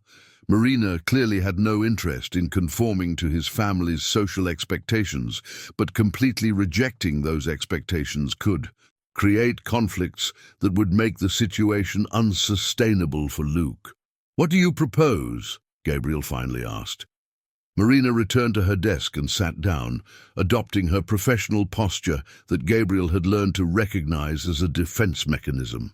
"I propose that you make a clear decision about your priorities," she said. "If you want to be Luke's father, be Luke's father. You don't need your grandmother's approval for that. You don't need to integrate him into the social circles of the Thompsons for him to be your son. But Marina, if I completely reject my family, it could have financial consequences that would affect my ability to provide adequately for you both." Marina looked at him with an expression that took Gabriel a few seconds to interpret. It was disappointment. "Gabriel," she said slowly, "Luke and I don't need your financial provision. I built a successful company precisely to ensure we never have to depend on anyone." The statement hit Gabriel like a punch in the stomach. He had automatically assumed that his financial contribution would be welcome, that his ability to offer luxuries and opportunities would be an asset in the equation. "I didn't mean to," Gabriel began. "I know what you meant," Marina said. "And that's exactly why we spent 4 years without you, because you think in terms of financial provision and social status when you should be thinking about emotional presence and genuine commitment." Gabriel sat down in the chair across from her desk, feeling the weight of her words. "So tell me what you want from me. Tell me how I can do this right." Marina was silent for a long moment, as if gathering courage for a conversation she had postponed for weeks. "Gabriel, last night, Luke asked me when you were going to live with us." Gabriel felt his heart race. "What did you say?" "I said that adults sometimes live in separate houses even when they care for each other very much. But Gabriel, he's building expectations that go far beyond you being just a special friend who shows up for dinner on weekends." Gabriel realized where the conversation was leading, and a mix of hope and terror formed in his chest. "Marina," he said carefully, "what are you suggesting?" "I'm not suggesting anything," she replied. "I'm saying you need to decide what kind of father you want to be. If you want to be a weekend dad who shows up for playdates and special outings, that's fine. But Luke needs clarity about what to expect from you." Gabriel stood up and walked around the office, his mind racing. There was a question he had wanted to ask for weeks, but had never found the courage to verbalize. "What if I wanted to be more than a weekend dad?" he asked, stopping in front of her desk. "What do you mean?"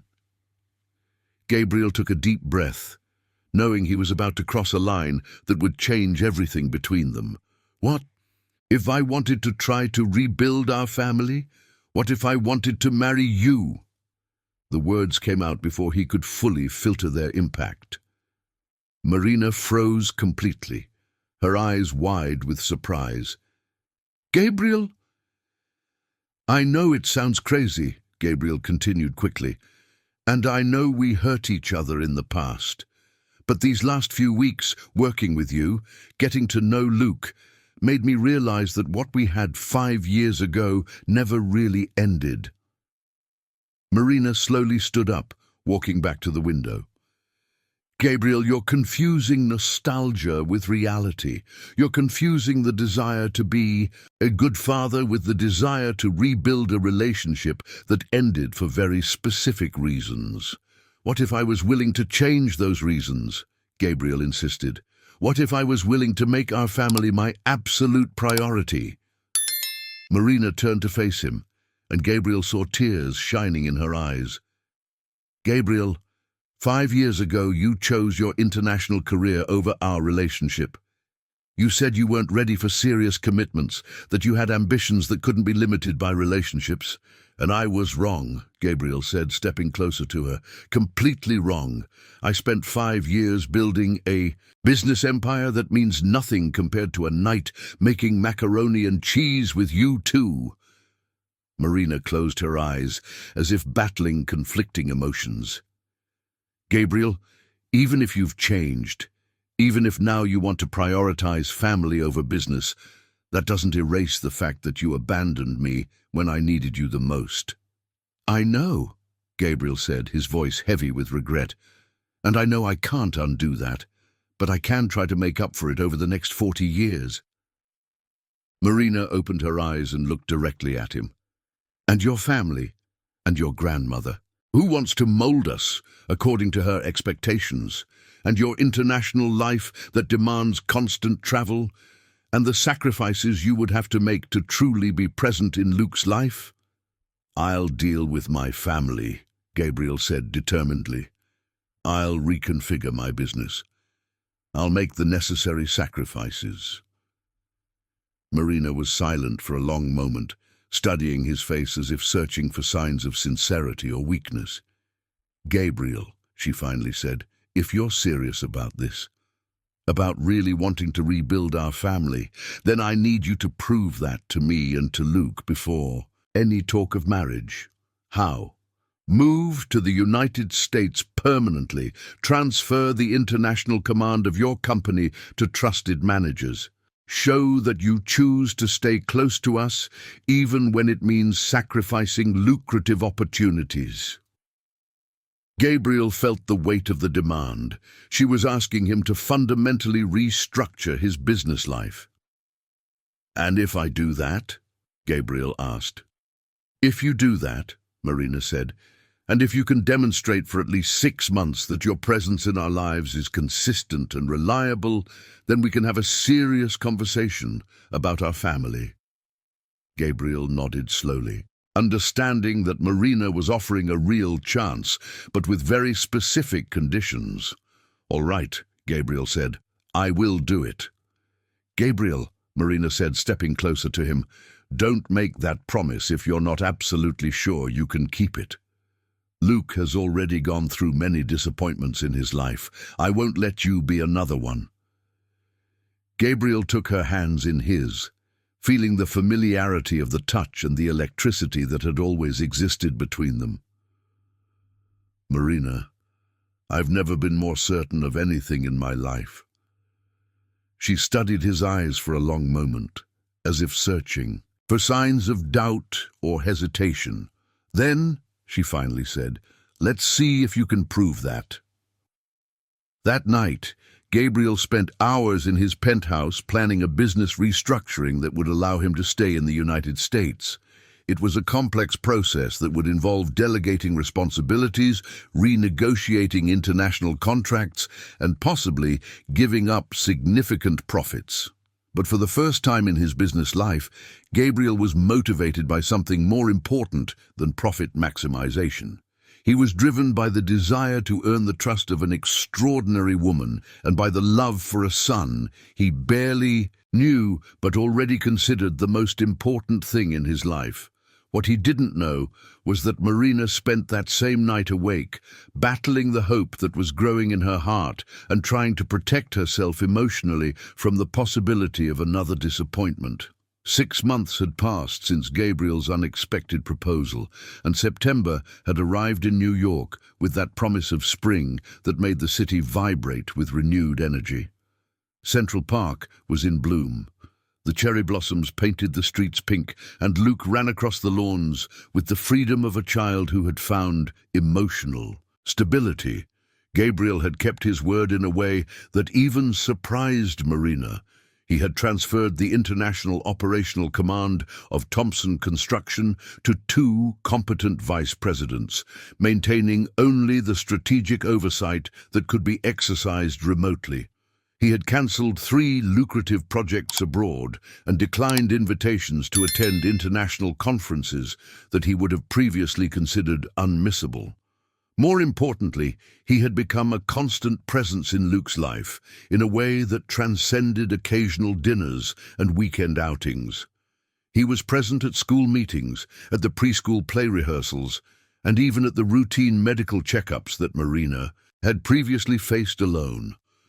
"Dad," Luke said that September afternoon, naturally using the title that Gabriel had earned through consistent presence, "can you help me with the school project about professions?" They were in Marina's apartment, which had become a second home for Gabriel. A low table was covered with craft paper, crayons, and cut-out magazine photos as Luke worked on a poster about what I want to be when I grow up. "Of course," Gabriel said, sitting on the floor next to his son. "What have you decided you want to be? A builder of buildings that clean the air," Luke replied with the seriousness of someone who had thought a lot about it. "Like you and Mom do together." Gabriel felt an intense emotion forming in his chest. In recent months, Luke had developed a surprisingly sophisticated understanding of the work his parents did, combining sustainable construction with environmental remediation in his childlike imagination. "That's a very important profession," Gabriel said, helping Luke glue a picture of a skyscraper onto the poster. "The world needs people who care about building beautiful things without hurting nature." Marina watched the interaction from the kitchen, where she was preparing dinner, and smiled at how Gabriel had naturally adapted to fatherhood. He had learned to communicate in Luke's language, to be patient with repetitive questions, and most impressively, he had learned to put the child's needs above his own business commitments. "Gabriel," Marina called, "can you help Luke put away the materials? Dinner is almost ready." "Sure. Come on, Luke. Let's organize everything to continue tomorrow." As father and son tidied up the creative mess, Marina reflected on the changes of the past 6 months. Gabriel had not only fulfilled her practical demands, but had exceeded her emotional expectations. He had become the father she had always dreamed Luke would have, present, caring, reliable. More complicated still, he had become once again the man she had fallen in love with years ago, but with a maturity and family dedication that hadn't existed before. It was impossible to deny that her feelings for him had resurfaced with full force. During dinner, Luke announced news that would change the family dynamic. "The teacher said that next week we are going to have a special presentation for the parents," Luke said, stirring the macaroni on his plate. "Each child will talk about their family." Gabriel and Marina exchanged glances. Although Gabriel was a constant presence in Luke's life, they still maintained separate residences and an ambiguous official status that worked well in day-to-day life, but would become complicated in formal social situations. "What do you want to talk about our family?" Marina asked carefully. "I want to talk about how I have a mom who is a scientist and saves nature, and a dad who builds amazing buildings, and how you both work together to make the world better," Luke replied, with the simplicity that only children can apply to complex situations. Gabriel felt a tightening in his heart. For Luke, they were a complete and functional family. The child did not understand the subtleties of adult relationships. or the hesitations that still existed between Gabriel and Marina. "Luke," Gabriel said softly, "you know that Mum and Dad live in different homes, right?" "Yes, but you like each other," Luke said pragmatically, "and you both like me. That's what matters to be a family." After Luke went to bed, Gabriel and Marina found themselves in the living room, finally alone, to have the conversation they both knew was inevitable. "He's getting his hopes up." "About us," Marina said, curling up on the couch with a cup of tea. "And you?" Gabriel asked, sitting beside her. "Do you still have reservations about us?" Marina was silent for a long moment, studying his face. "Gabriel, you've proven everything I asked you to prove. You've reorganized your life. You've become a wonderful dad. You've shown commitment in a way I didn't think was possible. But," Gabriel sensed a but coming. "But I'm still scared," Marina admitted. "I'm afraid that this is all just a phase, some kind of intense emotional reaction that might fade when the novelty of parenthood wears off." Gabriel leaned closer to her on the couch. "Marina, what can I do to prove that this isn't a phase?" Marina looked him in the eyes, and Gabriel saw vulnerability and hope struggling in her expression. "There's something I never told you about the last 4 years, she said slowly. Gabriel waited, knowing she was about to share something important. "When I found out I was pregnant and you had gone to London, I almost called you several times. I even dialed your number more than once." "Why didn't you complete the call?" "Because I was afraid you would come back out of obligation, not love. I was afraid you resented having to choose between your international career and an unexpected family." Gabriel felt a deep pang of regret. "Marina, let me finish," she said. "I spent 4 years convincing myself that I had made the right decision, that Luke and I were fine on our own, that we didn't need anyone. But the truth is, you've always been the only man I truly loved." Gabriel held his breath, feeling that the conversation was reaching a crucial turning point. "And now?" he asked softly. "Now I'm in love with you again," Marina said, tears shining in her eyes. "I'm in love with the dad you've become, with the man you've become, with the family the three of us have created together." Gabriel felt his heart race. "Marina, but," she continued, "I need to know that if I say yes to a marriage, if I allow Luke to get his hopes up that we are a permanent family, you won't change your mind when the reality of family life becomes routine." Gabriel took her hands in his, looking deeply into her eyes. "Marina, 6 months ago you asked me to prove that I would choose you both above all else. I reorganized my business life, gave up millions in profits, fundamentally changed my priorities. But the most important proof wasn't what I sacrificed, it was what I gained." "What do you mean?" "I gained a reason to wake up in the morning that goes beyond checking stock quotes. I gained the privilege of helping an extraordinary child with homework. I gained the chance to work side by side with the most amazing woman I know. I gained a family." Marina studied his face, searching for any sign of uncertainty. "Gabriel, if I say yes, if we make this official, do you promise that when the first major conflict arises between our family needs and an irresistible business opportunity, you will choose family?" "I promise," Gabriel said without hesitation. "Marina, I spent 5 years discovering that business success without family is an empty achievement. I won't make that mistake again." Marina closed her eyes for a moment, as if gathering courage for a leap into the unknown. "Then yes," she said, opening her eyes and smiling through tears. "Yes, I want to marry you. Yes, I want us to be an official family." Gabriel kissed her then, a kiss that carried 5 years of longing, 6 months of rebuilding, and the promise of decades of shared future. It was a kiss that sealed not just a romantic relationship, but a family commitment that included an extraordinary child sleeping in the room next door. When they broke apart, Marina smiled with a mix of joy and relief. "We'll have to tell Luke tomorrow," she said. "How do you think he will react?" Gabriel asked. Marina laughed. "I think he'll ask if that means you can help him with homework every night, not just on weekends." Gabriel smiled, imagining Luke's practical and straightforward reaction to the news. "And your family?" Marina asked. "Will your grandma still want to evaluate us?" Gabriel grew serious for a moment.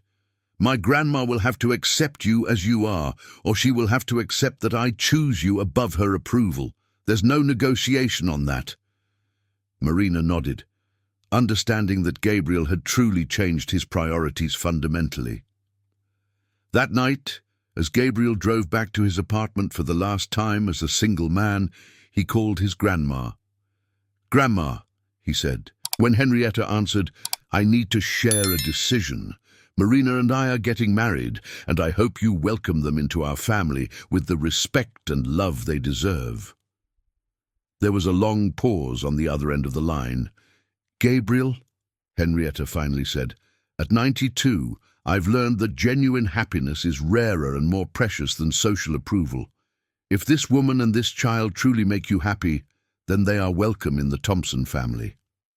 Gabriel smiled, realizing that his grandma, despite all her social rigidity, still placed family love above conventions. "Thank you, Grandma. That means a lot to me.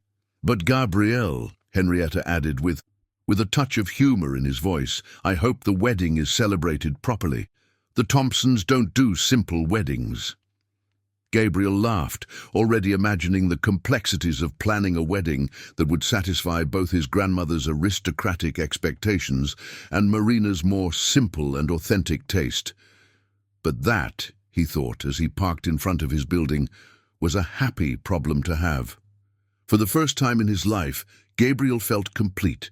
He had a family, he had love, and he had a purpose that went far beyond profits and business expansion. And most importantly, he had the trust and love of an extraordinary child who called him Dad, and an extraordinary woman who had given him the chance to prove that real change was possible.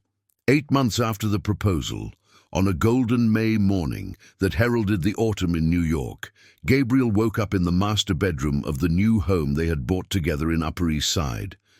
The property was a perfect middle ground between the discreet luxury he appreciated and the family warmth that Marina prioritized. A 3-story house with a spacious garden, an office for both to work from home, and a specially decorated room where Luke could express his creativity without limits. The wedding had taken place 3 months ago in an intimate ceremony at Marina's family farm in Aspen, surrounded only by close family and a few dear friends.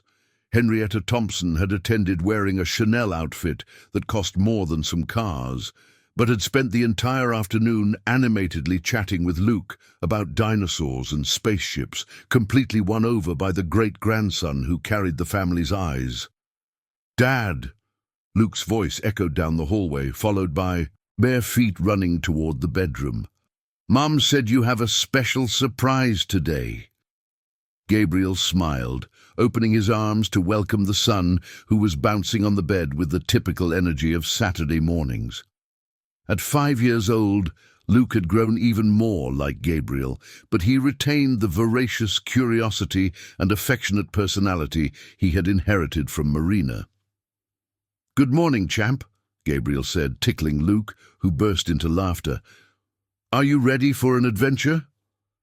"What kind of adventure?" Luke asked, his eyes shining with anticipation. Marina appeared at the bedroom door, wearing a light blue silk robe and carrying 2 cups of coffee. Even after almost a year of living together, Gabriel still felt a pang of gratitude every morning when he woke up and saw her face illuminated by natural light. "Good morning, family," Marina said, handing one of the cups to Gabriel and sitting on the edge of the bed. "Someone here is very eager to know about the surprise." Gabriel had carefully planned that day. It was the first anniversary of when he had permanently moved to the United States, and he wanted to celebrate not only the date but also an important news he had kept secret for 2 weeks. "Luke," Gabriel said, sitting on the bed and assuming the solemn expression he always used for important conversations. "Do you remember when we talked about how our family was growing and changing?" Luke nodded seriously, realizing it was an important adult conversation. "Well, Dad received some very special news. Do you remember the sustainable school project that Mom and I were developing?" "The school project that will teach kids how to take care of nature?" Luke asked. "Exactly. This school will be built here in New York, and it will be the first school in the United States that produces its own energy and treats its own water." "Wow!" exclaimed Luke. "And what's the surprise?" Gabriel looked at Marina, who smiled encouragingly. "The surprise is that this school will be called Lucas Beaumont School for Sustainability," Gabriel said. "A school with your name to teach other kids how to take care of the planet." The silence that followed was deafening. Luke looked at Gabriel, then at Marina, then back at Gabriel, trying to process the magnitude of the information. "A school with my name?" Luke whispered. "With your name," confirmed Marina, her eyes shining with emotion. "Because you inspired us to build things that make the world better." Luke hugged Gabriel tightly, hiding his little face in his dad's chest. "Thank you, Dad. Thank you, Mom. It's the best present in the whole world." Gabriel felt tears burning in his eyes. 2 years ago, he had been solely focused on building skyscrapers that impressed international investors. Now, his greatest professional satisfaction came from creating something that honored his son and would educate future generations about sustainability. "And there's more," Marina said, clearly enjoying the surprise. "Dad and I talked, and we decided that you can participate in some planning meetings for the school. You will be our official consultant on what kids would like to find in a special school." Luke pulled away from the hug, his eyes wide with excitement. "I can help build a real school?" "You can give ideas on how to make it perfect for kids like you," Gabriel confirmed. Luke jumped off the bed and started running in circles around the room, obviously bursting with energy and happiness. "I need to draw ideas. I need to make a list. I need to think of everything." He ran off to his own room, leaving Gabriel and Marina alone. "Well," Marina said, moving closer to him on the bed, "I think the surprise was a success." Gabriel pulled her closer, inhaling the familiar scent that always calmed him. "Marina, 2 weeks ago when I learned about the project's approval, the first thing I thought of wasn't profit or professional recognition. It was how Luke would react to knowing we would have a school named after him." "And how do you feel about that?" Marina asked, resting her head on his shoulder. "I feel like I've finally discovered what true success means," Gabriel said. "It's not about how much money you accumulate or how many buildings you construct. It's about building something that will exist after you leave, something that makes the world better for the people you love." Marina lifted her head to look him in the eyes. "Gabriel Thompson, you have become the man I always knew you could be." They kissed, a soft kiss that carried the intimacy of those who had built a real life together, with everyday challenges, practical commitments, and small but constant joys. "Mom, Dad," Luke's voice echoed from his room. "Come, see my school drawings." Gabriel and Marina stood up, hand in hand, walking down the hallway of the home they had transformed into a true haven. In Luke's room, the walls were covered with new drawings, a school with solar panels, rooftop gardens, and children playing in green spaces that seamlessly integrated with the architecture. "Luke," Marina said, genuinely impressed, "these drawings are amazing. Did you come up with all this by yourself?"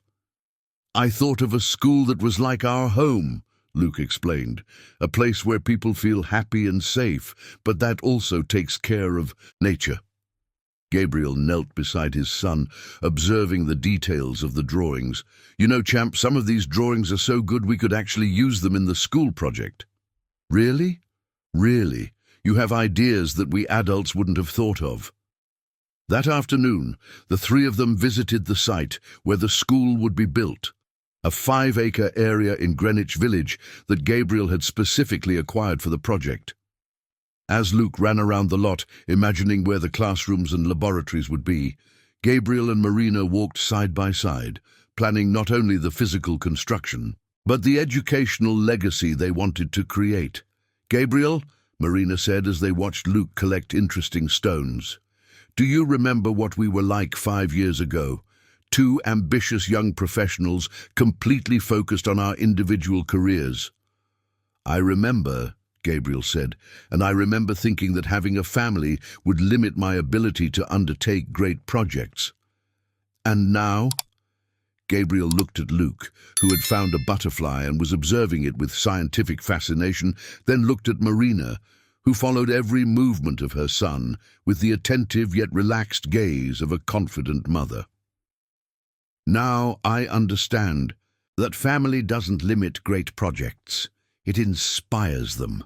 The Lucas Beaumont School for Sustainability will be my most important project because it's not just about sustainable architecture.